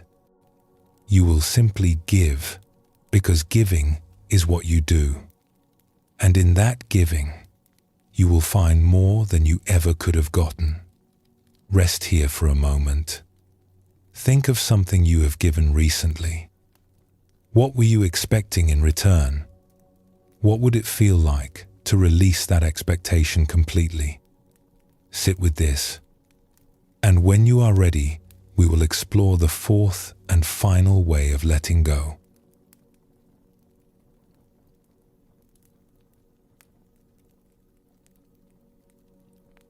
We have traveled far together. We have learned to throw away what we do not need to carry. We have discovered the freedom of wanting to be where we are. We have explored the joy of giving without grasping for return. Each of these methods works with a different aspect of our relationship to experience. The first addresses what we hold. The second addresses where we are. The third addresses how we give. The fourth way of letting go goes deeper still. It addresses the very nature of how experience moves through us. It asks, what if nothing stuck at all? This is the teaching of what might be called the Teflon mind, a mind to which nothing adheres, where experiences arise, are fully met, and then pass away without leaving residue, where even the happy moments are released, even the insights are let go, even the knowledge is held lightly. This may sound like a recipe for emptiness, for a life without meaning or depth. But it is actually the opposite. It is the path to meeting each moment completely, without the interference of all the moments that came before. There is an old story about a great teacher who lived many centuries ago. Each evening, he would take a walk through the mountains near his home. It was his practice, his way of ending the day. Sometimes, he would invite a student to accompany him. This was considered a great honor, for the teacher was wise and his time was precious. But there was one rule, absolute and non-negotiable. Whoever walked with the master must remain completely silent. Not a single word was permitted. One evening, a young man was chosen for this honor. He was earnest and devoted, eager to prove himself worthy. They set out together as the sun began its descent, walking along a ridge that offered expansive views of the surrounding valleys. As they walked, the sky began to change. The sun touched the horizon, and the clouds caught fire. Oranges and pinks and deep purples spread across the heavens. It was one of those sunsets that seems almost impossible, as if the sky itself were putting on a performance. The young man watched in wonder. He had never seen anything quite like it. The colors deepened, shifted, transformed moment by moment. His heart swelled with the beauty of it. And then, unable to contain himself, he spoke. "What a beautiful sunset," he whispered. Just 4 words. Barely audible, but words nonetheless. The teacher stopped walking. He turned and looked at his student for a long moment. Then, without a word, he turned back and walked home alone. The young man was devastated. He knew he had broken the rule. He sought out a friend, another student, and begged him to intercede with the master. Surely it was a small transgression. Just 1 sentence. Just an expression of appreciation. Could the master not show some mercy? The friend agreed to ask. He approached the teacher and pleaded the young man's case. It was only 1 sentence, he said. He was moved by beauty. Is that not understandable? Can he not be forgiven?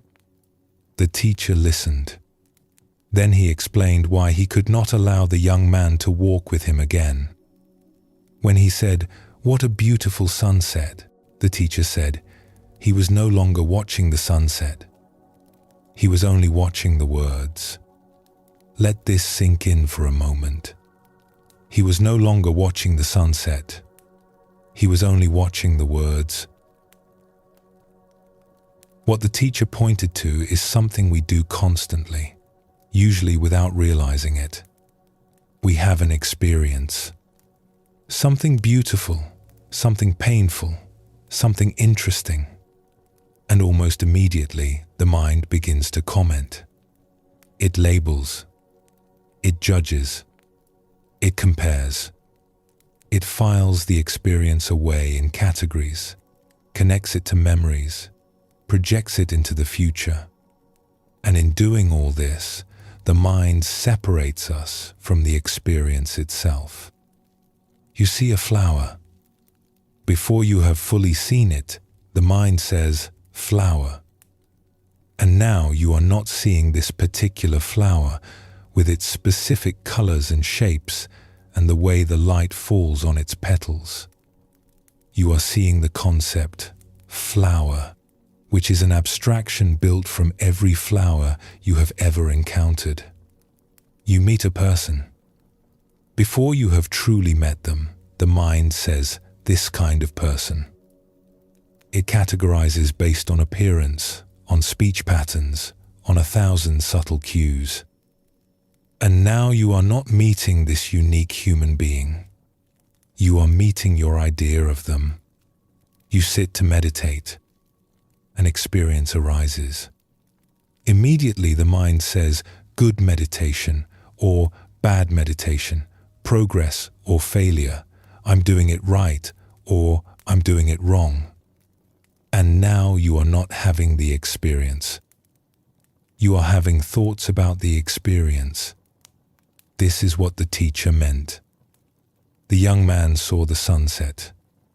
But as soon as he spoke, as soon as he converted the experience into words, he was no longer seeing. He was only thinking about seeing. The words became a screen between him and reality. This happens not just with speech, but with all our mental commentary.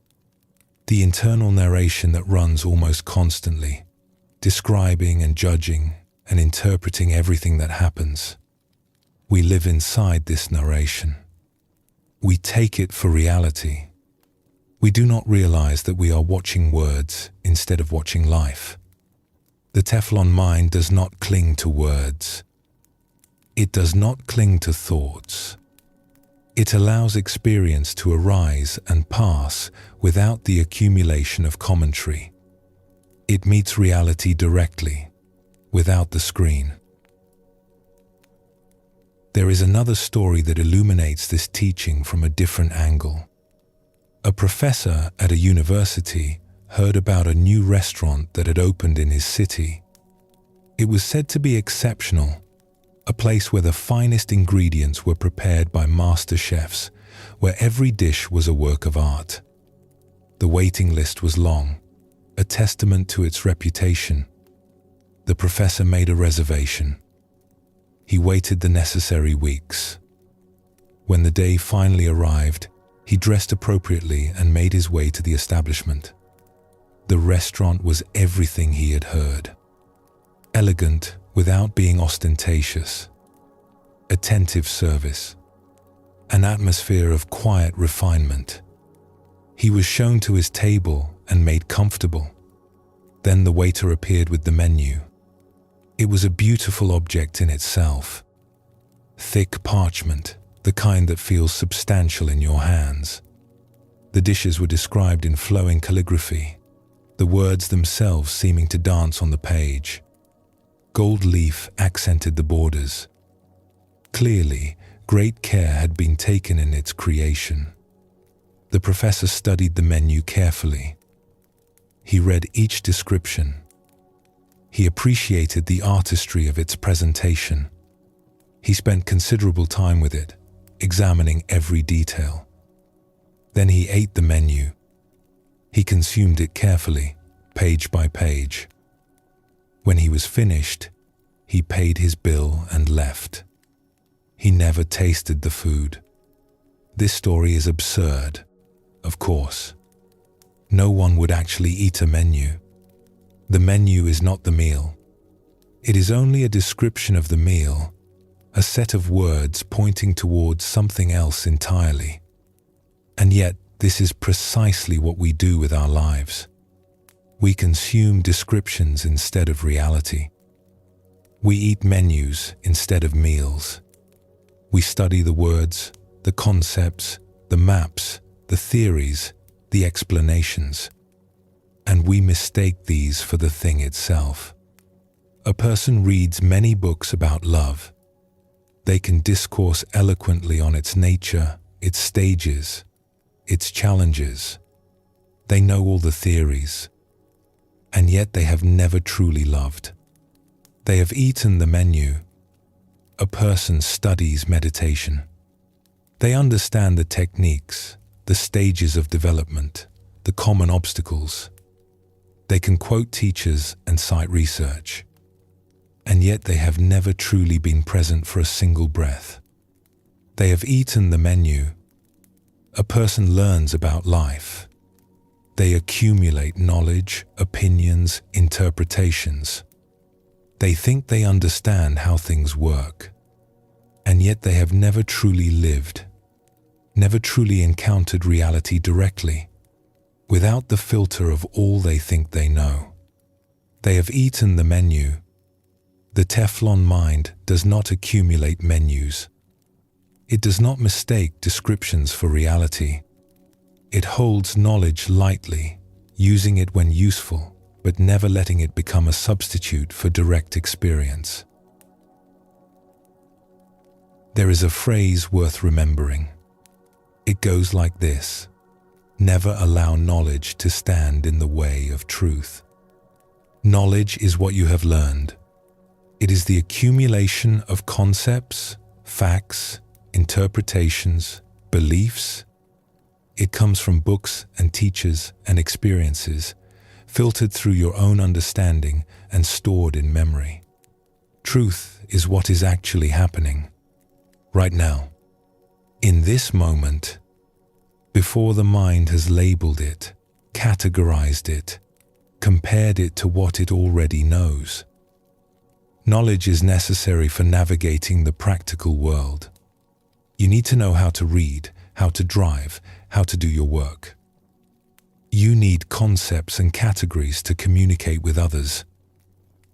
But knowledge can also become a prison. When you think you know what something is, you stop looking. When you have a concept for an experience, you stop experiencing. When you believe you understand a person, you stop meeting them fresh. The expert often sees less than the beginner. The expert knows what to expect. An expectation filters perception. The beginner does not know what to expect, and so they are open to whatever appears. This is why teachers sometimes say that the goal of practice is to return to beginner's mind. Not to become ignorant, but to become fresh. To set aside the accumulated knowing and meet each moment as if for the first time. The Teflon mind does this naturally. It does not allow knowledge to stick, to build up into a thick crust that separates it from reality. It learns, yes. It uses knowledge when needed, but it does not identify with knowledge. It does not mistake the map for the territory, and so it remains free. Free to see what is actually there. Free to meet each moment on its own terms. Free to be surprised by a reality that is always more interesting, more complex, more alive than any concept can capture. Let us explore a story that shows what becomes possible when we hold knowledge lightly. A young man from a Western country traveled to a remote region to study with a meditation teacher. He ended up staying for 9 years. The area where he lived had not been touched by Western influence. It was a traditional culture, following patterns that had existed for centuries. The young man, as a monk, was not treated as a visitor or an outsider. He was given a place in the social structure. He lived as the local people lived. He saw their ways from the inside, not as a tourist but as a participant.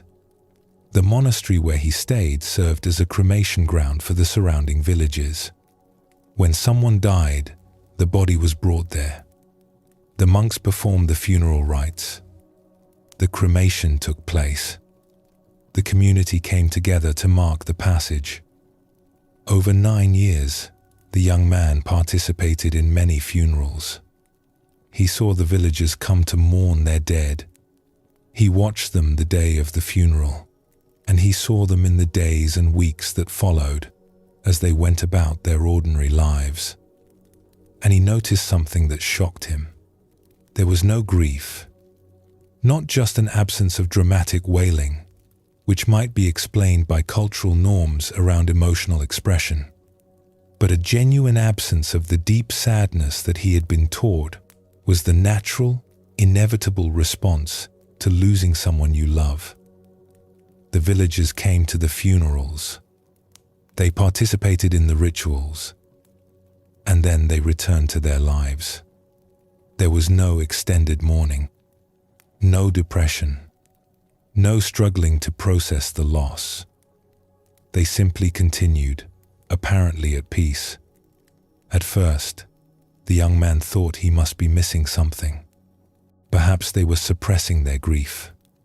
Perhaps it would emerge later. Perhaps there were private expressions of sorrow that he was not witnessing. But 9 years is a long time. He saw the same people day after day. He knew them well, and he could find no evidence of hidden grief. It simply was not there. This contradicted everything he had been taught. In his culture, grief was considered natural and necessary. To lose someone you loved and not grieve was thought to be unhealthy, a sign of denial or emotional blockage. Entire industries existed to help people work through their grief. And yet, here was an entire culture where grief, as he understood it, did not exist. His knowledge said this was impossible. His direct experience showed him it was real. If he had allowed his knowledge to stand in the way of truth, he would have dismissed what he was seeing. He would have explained it away, reinterpreted it to fit his existing understanding. Many people do this when confronted with evidence that challenges their beliefs. But he held his knowledge lightly. He was willing to let his concepts be overturned by reality. And so he saw what was actually there, rather than what he expected to be there. What he learned from this experience changed his understanding of human nature. He realized that grief, as his culture practiced it, was not inevitable. It was, at least in part, constructed. The stories we tell about loss, the expectations we hold about how we should feel, these shape the experience itself. This does not mean grief is wrong or that we should try to suppress it. It simply means that what we take to be universal human nature is often more flexible than we assume. Our knowledge creates expectations, and expectations shape experience. The Teflon mind does not accumulate certainties about how things must be. It remains open to discovery. It allows reality to teach it, again and again, that the world is larger and stranger and more varied than any concept can contain. There is a subtlety to this teaching that must be addressed. When we speak of letting go, we usually think of releasing the painful things, the grudges, the regrets, the fears. And certainly, these need to be released. They are obvious sources of suffering. But the Teflon mind goes further. It releases everything, including the happy moments, including the peak experiences, including the insights and breakthroughs that we are tempted to cling to most tightly. Why would we let go of happiness? Because holding on to happy moments creates suffering in at least 2 ways. First, it creates comparison. If you had a wonderful experience yesterday and you hold on to it, then today is measured against it. Today, which might be perfectly fine on its own terms, now seems lesser. It does not live up to the memory of yesterday. And so you suffer, not because today is bad, but because you are comparing it to something that no longer exists. Second, it creates expectation. If you had a breakthrough in meditation last week and you hold on to it, then you come to practice expecting to repeat it. You are looking for something specific, and in looking, you miss whatever is actually happening. You are not present for this meditation. You are trying to recreate the last one. The Teflon mind lets even the good things pass, not by suppressing them or pretending they did not happen, but by fully experiencing them in the moment and then allowing them to go. Each moment is met fresh. Each experience is complete in itself. There is no accumulation, even of the positive. This might sound like a prescription for a flat, joyless existence. But the opposite is true. When you are not comparing this moment to past moments, you can receive it fully. When you are not expecting anything specific, you can be surprised by what appears. The person who holds nothing experiences everything more vividly, more completely, because they are actually here for it. Consider how many assumptions you carry through life. Ideas about how things are, what people are like, what you can expect from various situations. You assume you know your partner. You have been together for years. You have formed an idea of who they are, what they will say, how they will react. And you relate to this idea rather than to the actual person, who is changing moment by moment, who might surprise you if you were actually looking. You assume you know your enemies, the person who wronged you, the group you distrust, the category of people you have learned to fear. You have formed an idea of what they are like, and this idea prevents you from seeing any individual clearly. You see the concept, not the person. You assume you know yourself. You have a story about who you are, what you are capable of, what you want, what you fear, and you live inside this story, relating to yourself as a fixed thing rather than as an ever-changing process. You might be capable of far more than your story allows. You might be different than you think. The Teflon mind does not accumulate assumptions. It holds them lightly when they arise, useful for practical purposes, but never mistaken for truth. It remains curious. It keeps asking, what is actually here? What am I actually experiencing? This is not about having no thoughts. The mind will think. That is its nature. It is about not allowing thoughts to solidify into fixed beliefs that filter all subsequent perception. It is about keeping the mental channels clear so that reality can flow through without obstruction. How do you cultivate a Teflon mind? It begins with noticing when things stick. A thought arises. Watch what happens next. Does it pass through, leaving no trace? Or does it catch, generate more thoughts, create an internal conversation that loops and builds? An experience happens. Watch what happens next. Do you meet it, let it go, and remain available for the next moment? Or do you hold it, compare it, try to recreate it, or escape it? Knowledge is offered. Watch what happens next. Do you receive it lightly, using it when helpful, and setting it aside when not? Or do you grasp it, identify with it, let it become part of who you think you are? The more you notice sticking, the more you can choose differently. Not by forcing things to not stick, but by simply relaxing the grip. You see that you are holding, and in seeing, the holding loosens. Practice watching without commentary. This is perhaps the most direct training for the Teflon mind. Sit somewhere and simply observe what is happening. Sounds, sensations, sights. And when the commentary begins, when the mind starts to label and judge and compare, notice that. See that you have shifted from watching reality to watching words. Then return. Again and again. Each return is a letting go. Each return is a moment of freedom from the accumulated mental residue. Over time, the habit of accumulation begins to weaken. The mind becomes lighter, not empty of content, but free of the compulsive need to hold everything. Thoughts arise and pass. Experiences arise and pass.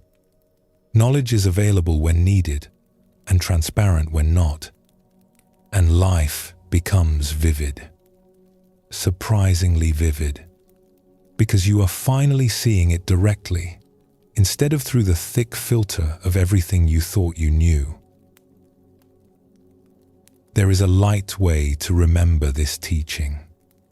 We have 2 ears, one on each side of the head, and if you look carefully, you might notice something. One ear is for things to come in. The other is for things to go out. Information arrives through one side. It passes through. It exits through the other side. Nothing needs to be kept. This is, of course, a playful image. Ears do not actually work this way, but the image points to something true about how the mind can function. Input can flow through without accumulating. Experience can arise and pass without leaving deposits. The channel can stay clear. In and out. Nothing needs to stick. The difficult thing someone said to you yesterday, let it come in one ear and out the other. The praise you received that made you feel special, let it come in one ear and out the other. The insight you had in meditation, let it come in one ear and out the other. The worry about tomorrow, let it come in one ear and out the other, not by suppressing or denying, but by meeting fully and then releasing completely, by having a mind to which nothing sticks. This is the 4th way of letting go. It is, in some ways, the simplest and the most profound.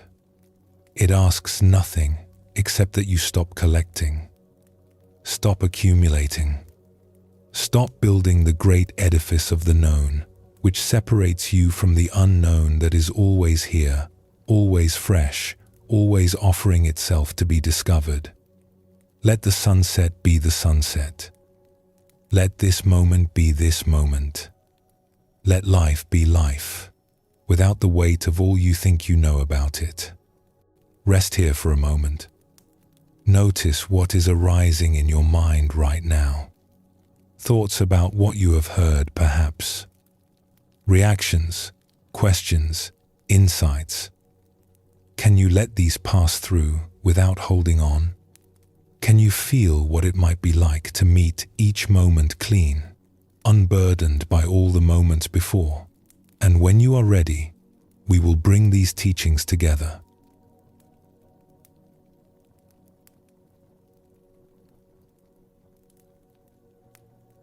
We have now explored all 4 ways of letting go. 4 doorways to the same freedom. 4 methods for releasing the grip that causes so much unnecessary suffering. The first way, throw it away. Recognize what you are carrying and consciously discard what does not serve you. The second way, want to be here. Transform any prison into paradise by choosing to be present for whatever is happening. The third way, give without grasping. Release expectations and find the joy that exists in offering itself. The fourth way, cultivate the Teflon mind. Let experiences arise and pass without accumulation, meeting each moment fresh. These are not separate techniques to be used in isolation. They are facets of one liberating orientation toward life. They support and reinforce each other. A person practicing one will naturally find themselves drawn into the others. But having explored them individually, it is worth asking, how do they come together? How do we actually live this way? Not just in moments of clarity, but in the ordinary texture of our days. This is the question of integration, and it begins with a recognition that may seem paradoxical at first. Letting go is not the only thing. There is a time to hold and a time to release. A time to engage fully with the responsibilities of life, and a time to set them down completely. A time to work hard and a time to rest. Wisdom lies not in always letting go, but in knowing when to hold and when to release. The problem for most of us is not that we do not know how to hold. We are very good at that. We have been trained since childhood in the arts of effort, responsibility, achievement, and accumulation. We know how to pick things up. We know how to carry them. We know how to keep going, even when we are tired. What we do not know is how to put things down. We do not know how to truly rest. Even when our bodies are still, our minds continue carrying. Even on vacation, we bring our worries with us. Even in sleep, we do not fully release. This is why the teaching of letting go is so essential. Not because it should replace engagement, but because it completes it. The full rhythm of a healthy life includes both: holding and releasing, effort and ease, carrying and resting. The 4 ways of letting go are tools for the releasing side of this rhythm. They are skills to be developed so that when it is time to rest, you can actually rest. When it is time to be at peace, peace is available. When you need to set something down, you know how. And paradoxically, this makes your engagement more effective. The person who can truly rest returns to work refreshed. The person who can truly let go picks up their responsibilities with renewed energy. Holding becomes lighter when you know you can release.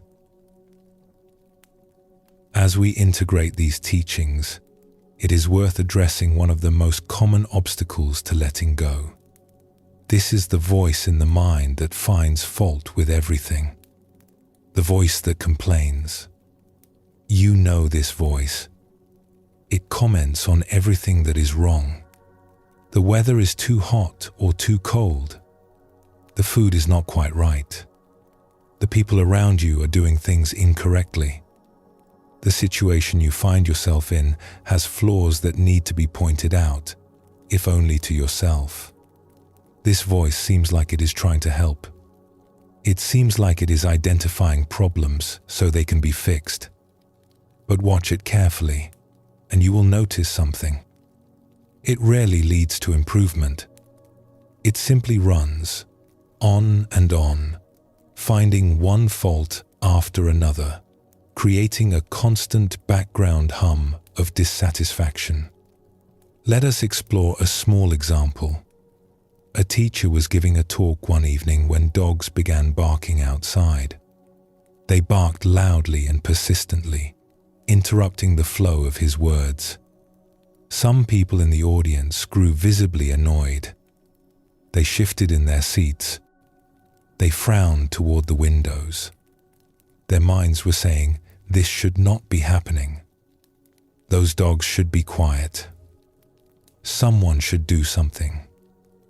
The teacher paused, smiled, and said simply, "That is what dogs do.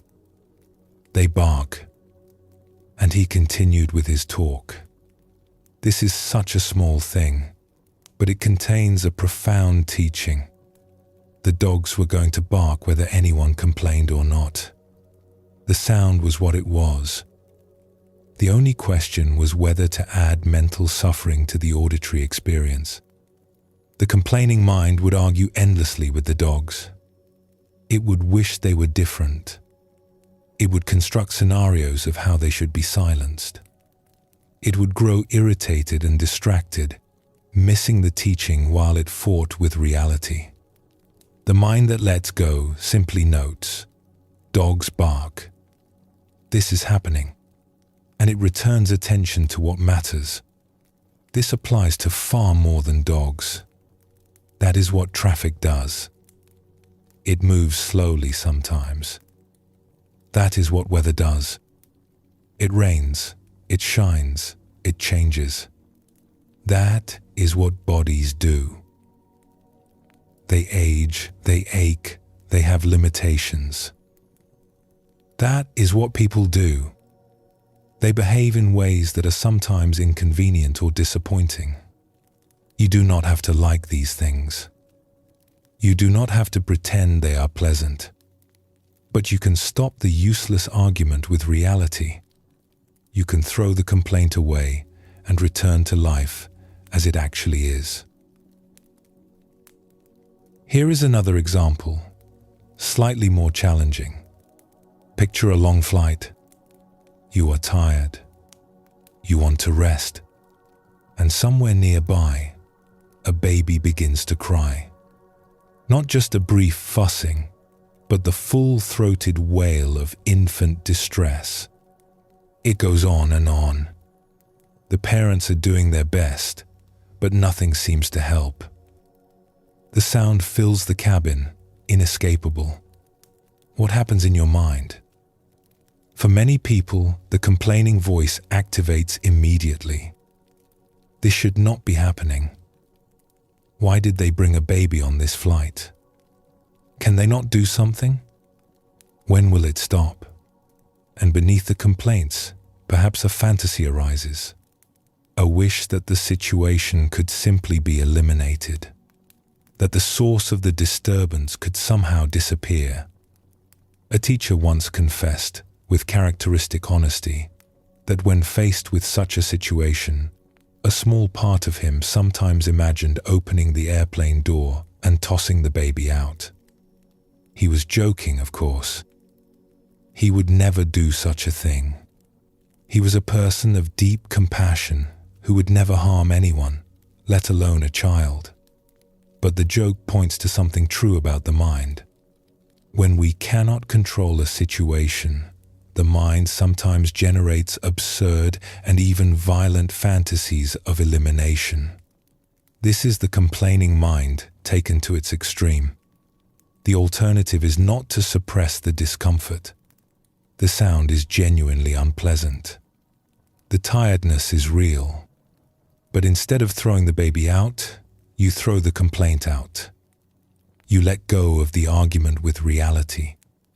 You accept that this is happening, that you cannot change it, that your resistance is only adding suffering to an already difficult situation. And something shifts.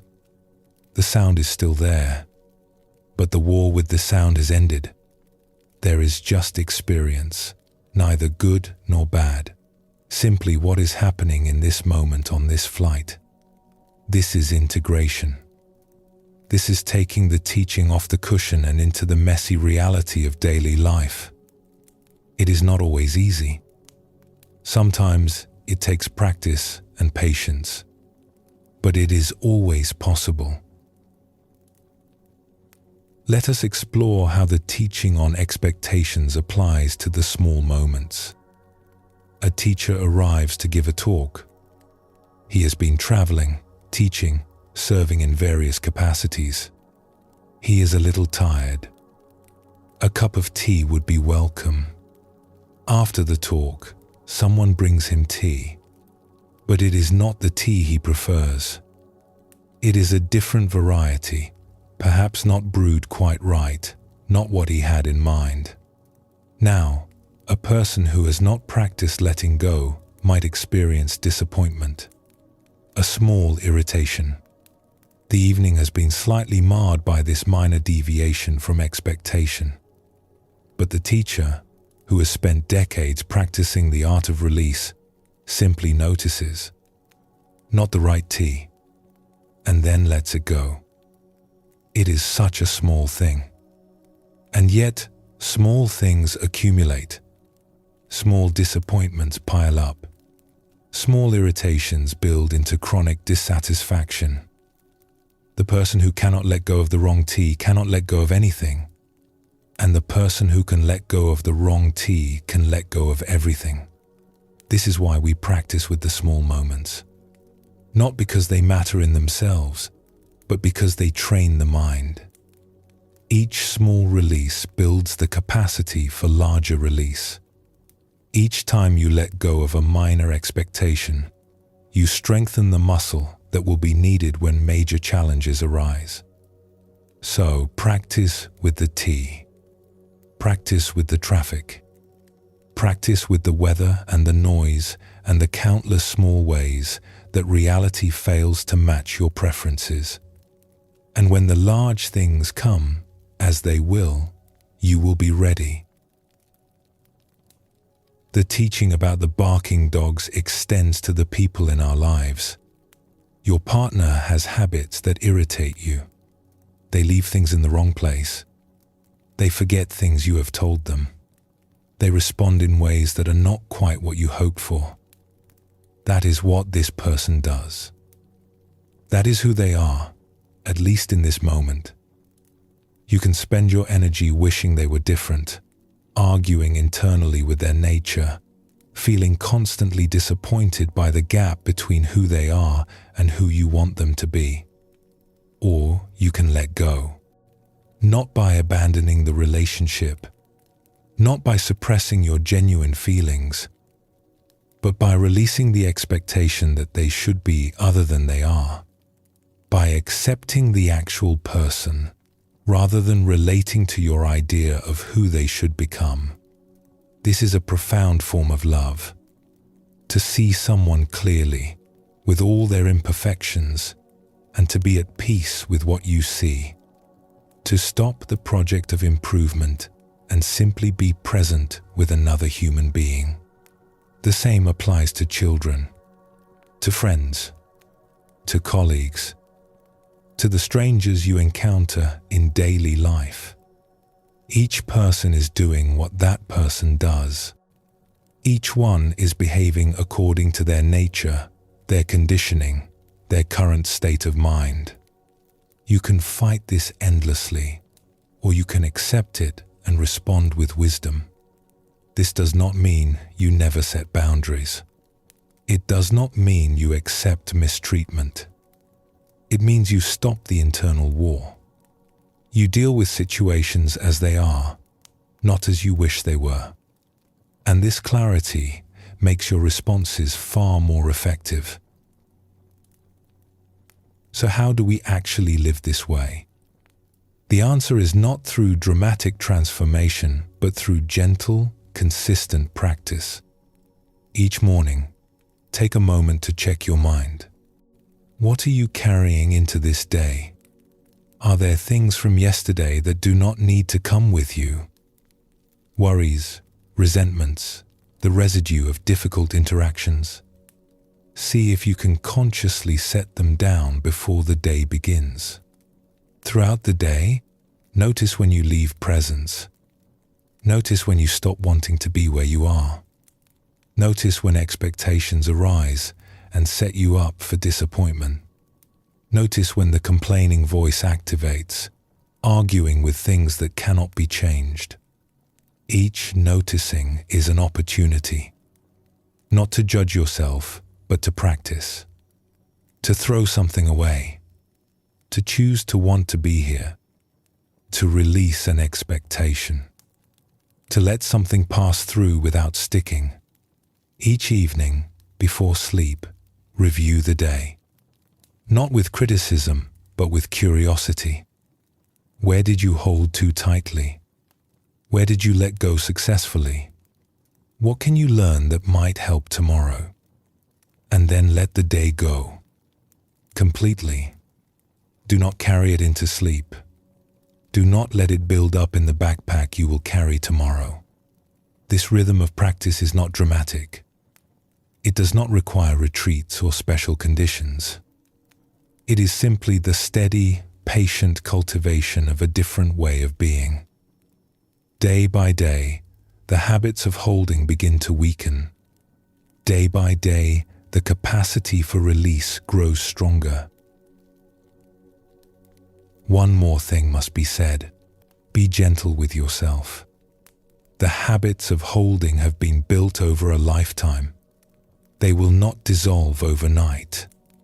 You will catch yourself carrying things you do not need to carry. You will notice resistance to where you are. You will find expectations you did not know you had. You will feel things sticking that you wish would pass through. This is not failure. This is practice. Every time you notice holding, you have an opportunity to let go. Every moment of awareness is a moment of freedom, even if the letting go does not happen completely. Do not add another burden to your backpack by judging yourself for having burdens. Do not create suffering about your suffering. Simply notice again and again with patience and kindness, and keep practicing. The teacher who has spent decades in practice still notices holding, still catches expectations, still finds the complaining voice arising. The difference is not that these things have disappeared, but that they are met differently, with a kind of humor, with acceptance, with the confidence that comes from knowing that release is always possible, even if it does not happen right away. You are learning a skill. Skills take time. Be patient with yourself as you would be patient with a child learning to walk. Celebrate the small successes. Learn from the stumbles without making them into problems, and trust the process. The thousands of practitioners who have walked this path before you have found that it works. Not because they became perfect, but because they became free. Free enough to live with more peace, more joy, more presence. Free enough to be of genuine benefit to others. This freedom is available to you, not in some distant future, but now, in this moment. Each time you let go, you touch it. Each release is a taste of what becomes more and more natural with practice. Let us close this exploration by returning to where we began. There are 4 ways of letting go, 4 doors into the same room. The first door, throw it away. When you find yourself carrying what you do not need, set it down. The past cannot hold you unless you hold it. The future cannot frighten you unless you grasp it. You can release what does not serve you, anytime, anywhere. The second door, want to be here. When you find yourself imprisoned by circumstances you cannot change, change your relationship to them.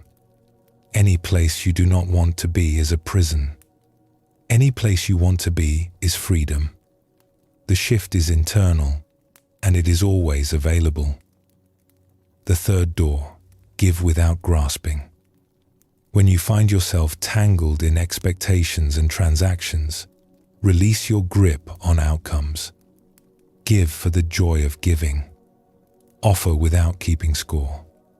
Discover the freedom that comes when you need nothing in return. The fourth door, cultivate the Teflon mind.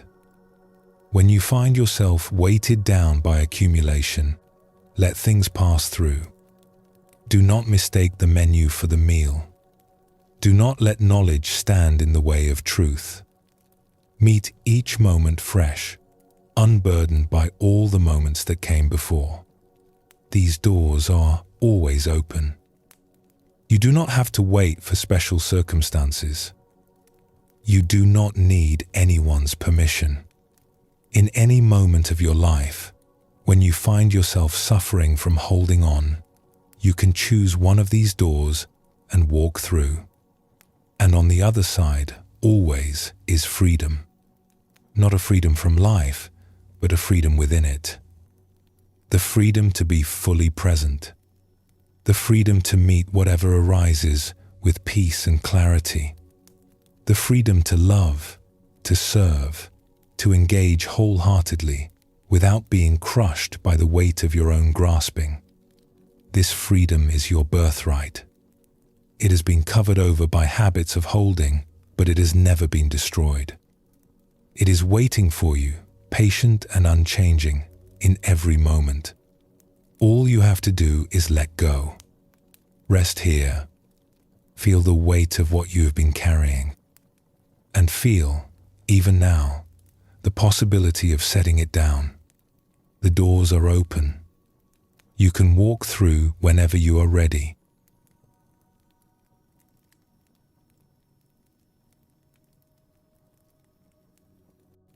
We have explored the 4 ways of letting go. We have considered how to integrate them into the rhythm of daily life. But there is a question we have not yet addressed directly. Why bother? This may seem like a strange question at this point. We have spoken of freedom, of peace, of the end of unnecessary suffering. These are surely reason enough. But let us go deeper. Let us explore what actually opens when a person begins to live this way.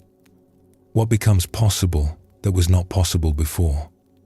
What gifts arrive that cannot be received by hands that are always grasping? Because letting go is not just about ending suffering, though it does that. It is about making room. Room for something larger, something richer, something that cannot enter a life that is already full to overflowing with holding. Consider what happens in a relationship when you let go. You release your expectations of how your partner should be. You stop the internal argument with their nature. You accept them, in this moment, as they actually are. What opens? Space. Space that was previously occupied by disappointment and frustration. Space that was filled with the effort of trying to change someone.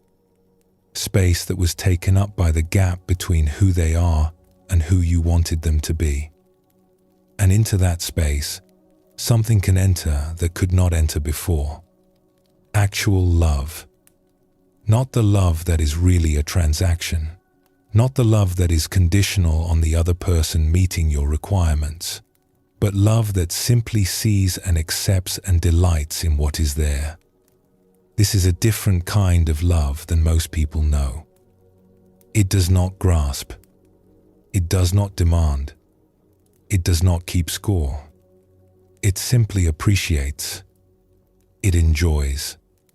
It celebrates the existence of another being without needing them to be anything other than what they are.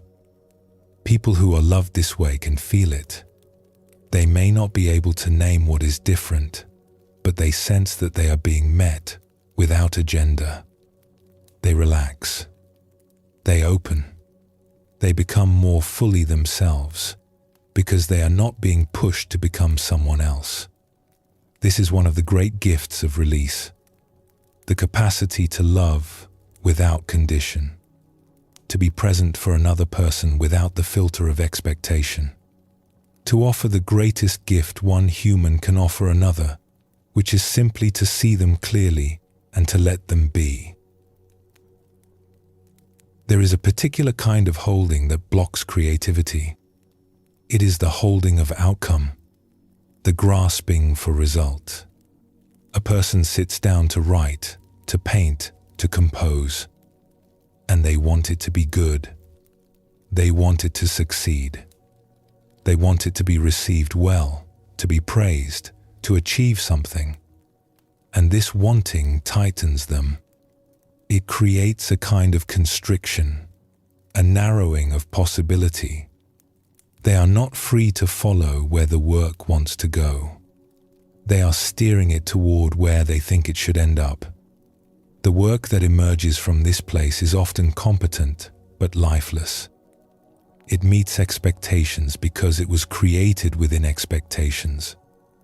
It surprises no one because it was not allowed to surprise even its creator. Now consider what happens when you let go. You sit down to create, and you release your grip on outcome. You do not know what will emerge.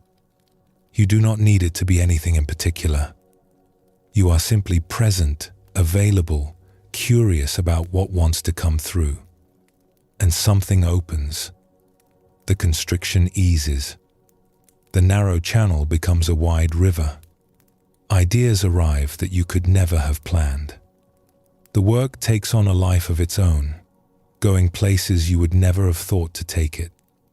This is the creativity that emerges from release. It is not forced. It is not manufactured. It is received. And it has a quality of aliveness, of freshness, that people can feel. They sense that something real has happened, something that could not have been predicted or controlled. Every artist knows this experience, at least in glimpses. The moments when the work flows, when the creator gets out of the way, when something larger seems to be moving through. These moments are moments of letting go. And the more you practice release in all areas of life, the more available these moments become. There is a common misunderstanding about letting go. People sometimes think it leads to passivity. If you release expectations, if you stop grasping for outcomes, will you not become inactive? Will you not lose the motivation to do anything at all? The opposite is true. Consider what holds people back from action. Often it is fear. Fear of failure. Fear of looking foolish. Fear of loss. They can see what needs to be done, but they cannot bring themselves to do it because they are too attached to outcomes they cannot control. The person who has practiced letting go still sees what needs to be done, but they are not paralyzed by fear of results. They can act fully and wholeheartedly without the weight of grasping dragging at them. They can take risks that others cannot take because they are not holding so tightly to what they might lose. This is a different kind of courage than the courage that grits its teeth and forces itself forward despite fear. That kind of courage is exhausting. It burns out. It cannot be sustained. The courage that comes from letting go is easeful. It does not fight against fear, but simply does not feed it. It acts from clarity rather than from struggle. It moves forward not because it has overcome resistance, but because there is less resistance to overcome. People who live this way can accomplish remarkable things. Not because they are more talented or more driven than others, but because they are lighter. They are not carrying the weight of their own fear. They can respond to what life asks of them without the friction of self-protection. Here is one of the most profound gifts of release: the capacity to be present for suffering, your own and others, without being destroyed by it. Most people cannot do this. When they encounter pain, their own or someone else's, they contract. They pull away. They try to fix it, change it, escape it, deny it. They cannot simply be with it. This is understandable. Suffering is difficult. The instinct to avoid it is natural. But the inability to be present for suffering creates its own kind of suffering. It isolates us from ourselves and from each other. It leaves those who are in pain alone because others cannot bear to be close to them. The person who has practiced letting go develops a different relationship with suffering. They can be present for it, not because they enjoy it, not because they seek it out, but because they are not fighting it so hard. When their own pain arises, they can meet it. They do not add layers of resistance. They do not make it worse by arguing with it. They simply allow it to be what it is, and in that allowing, it often moves through more quickly and completely. When others are suffering, they can be there. They can sit with someone in grief without trying to fix it. They can witness pain without needing to make it go away. They offer the gift of presence, which is often what suffering people most need. There is a teacher who visits hospitals, who sits with the dying. People sometimes ask how he can bear it. How can he enter that much pain, day after day, without being overwhelmed? The answer is letting go. He does not hold on to the suffering he encounters. He is fully present for it, in the moment, and then he lets it pass through. It does not accumulate in him. he does not carry it home. This is compassion made sustainable. The capacity to be with suffering, again and again, without burning out. It is one of the most precious gifts a human being can develop, and it is a direct fruit of the practice of release. There is a quality that some people have that is difficult to name. They walk into a room and something shifts. The atmosphere lightens. People feel better for being around them. This quality is not about personality. It is not about being entertaining or charismatic. It is something subtler, something deeper. It is the quality of a person who is not carrying very much. Their backpack is light. They are not weighed down by resentments, fears, expectations, the accumulated sediment of years of holding. They move through life with ease, and that ease is contagious. Being around such a person gives you permission to let go of your own weight. Not through anything they say or do, but simply through their presence. You sense that another way of being is possible. You feel it demonstrated in front of you. This is one of the ways that the practice of letting go benefits not just the practitioner, but everyone around them. You become a kind of medicine for the world. Not by fixing anyone, not by teaching anything, just by being someone who has set down what did not need to be carried. Children are often like this. Before the world teaches them to hold on, they move with a natural lightness. They are fully present, fully engaged, and then they let go completely. They cry, and then they laugh.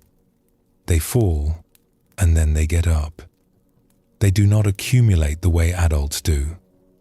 The practice of letting go is, in a sense, a return to this natural lightness. Not the naivety of childhood, but the wisdom of having learned to set down what you have picked up.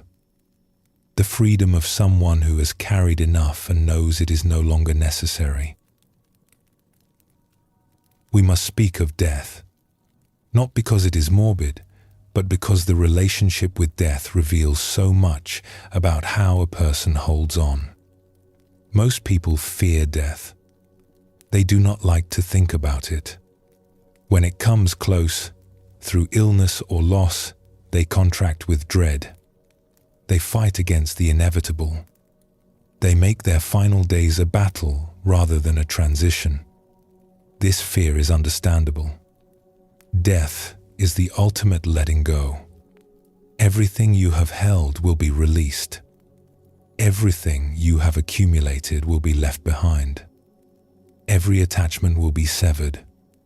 For a person who has not practiced letting go, this is terrifying. The mind that has spent a lifetime grasping cannot imagine release. The hands that have never opened cannot conceive of opening completely. But for a person who has practiced, death wears a different face. They have let go many times. They have released the past, the future, expectations, resentments, the need to control. Each release has been a small death, and each has shown them that they can survive it. That something remains after letting go. That freedom waits on the other side. When death approaches, such a person can meet it differently. Not with enthusiasm, necessarily. Not without some fear. But with a familiarity. With a kind of trust in the process of release. There is a story of a meditation master who was dying. His students gathered around him, grief-stricken, and asked if he was afraid. He smiled and said, "I have been practicing for this moment my whole life." This is what the practice prepares you for. Not just the daily releases, though those are valuable, but the final release, the moment when everything is let go at once. Those who have practiced meet that moment with grace. They do not cling. They do not fight. They open their hands and let go of life as they have let go of so many smaller things. And in that release, something peaceful happens. Something that those who witness it never forget. We have spoken of peace, of freedom, of the end of suffering. But there is something more that the practice of letting go often brings. Something unexpected. Joy. Not happiness that depends on circumstances. Not pleasure that requires things to go a certain way. But a bubbling up of delight that seems to come from nowhere and require nothing. This joy surprises people who have been practicing. They did not set out to find joy. They set out to end suffering, to find peace, to live more freely. But joy arrives as an uninvited guest and makes itself at home. Why does this happen? Perhaps it is because joy is natural. It is the default state when nothing is blocking it. When you stop holding so tightly, when you release the weight of grasping and fearing and resisting, what remains is a kind of quiet happiness. Not ecstatic, not giddy, but a steady warmth. An appreciation for being alive. A delight in the simple fact of existence. This joy is not dependent on anything. It does not require special experiences or fortunate circumstances. It is available in ordinary moments, in mundane activities, in the midst of difficulty. It is the joy of a mind that is not fighting with reality, of a heart that is not clenched in protection. People who experience this joy often feel surprised by its simplicity. They may have spent years seeking happiness through acquisition, through achievement, through getting life to cooperate with their preferences. And now they discover that happiness was available all along. It was simply covered over by all the holding. This is perhaps the most beautiful gift of letting go. Not just the absence of suffering, but the presence of joy. A joy that does not depend on anything and therefore cannot be taken away. A joy that is always available to anyone willing to open their hands and release what they have been clutching so tightly. We began this exploration by noting that learning to let go is an act of compassion. Not just for yourself, but for everyone who shares your life. Let us return to that theme as we near the end. When you practice letting go, you change. And when you change, everything around you shifts in response. Your relationships improve because you are no longer bringing so much unexamined expectation and resentment to them. Your work improves because you are no longer so tight with fear and grasping. Your presence improves because you are actually here, not lost in the past or the future. And all of this affects others. Your family, your friends, your colleagues, even strangers you encounter briefly. They receive a different version of you, a lighter version, a more present version, a version that can actually see them and meet them. This is how the practice spreads. Not through teaching, necessarily. Not through convincing anyone. Just through being different. Through demonstrating in your own life that another way is possible. Children learn from it without being taught. Partners feel it without being told. The ripples move outward, touching lives you may never know you have touched. There is a story of a teacher who was asked how he could possibly help the whole world. There is so much suffering, so many people. How could one person make any difference? He said, I take care of my own mind. I practice letting go. And then I trust the ripples. This is what you are doing when you practice. You are not just freeing yourself. You are becoming a source of freedom for others. A demonstration that the weight can be set down. a proof that peace is possible. The world needs this. It needs people who have learned to let go, people who are not adding to the collective burden of fear and resentment and grasping, people who carry lightness with them wherever they go. You can become one of these people, not through perfection, but through practice. Not by arriving at some final state of enlightenment, but by taking the next step and the next, releasing as you go. The path is open, the practice is available, and the gifts are waiting for anyone who is willing to receive them. Rest here for a moment. Allow yourself to feel what might be possible, not as a distant goal, but as something beginning to open, right now, in this very moment. The gifts of release are not reserved for saints or masters. They are your birthright. They have been waiting for you all along.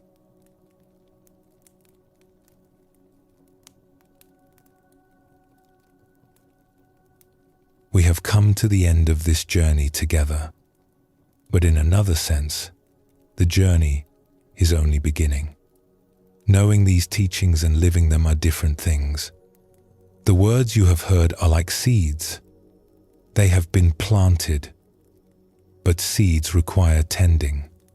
They need the water of practice, the sunlight of attention, the patience of time. Do not expect perfection from yourself. Do not imagine that you will hear these teachings once and be transformed forever. The habits of holding have been built over decades. They are woven into the very fabric of how you experience life. They will not dissolve simply because you now know they are optional. But something has shifted. Something has opened. You have seen that another way is possible. You have been given 4 doors, and you know now that they exist. Even when you forget, even when you fall back into old patterns, some part of you will remember. And remembering, you can begin again. This is how freedom grows. Not in dramatic leaps, but in small, repeated choices. Each time you throw something away that you do not need. Each time you choose to want to be where you are. Each time you give without grasping for return. Each time you let an experience pass through without sticking. Each of these moments is a step toward the life that is waiting for you on the other side of your holding. Be kind to yourself on this path. Be patient with your struggles. And be confident in the possibility that brought you here. The same longing for freedom that led you to listen is the force that will carry you forward. Sleep well, and thank you for joining us here at Sleepy Monk.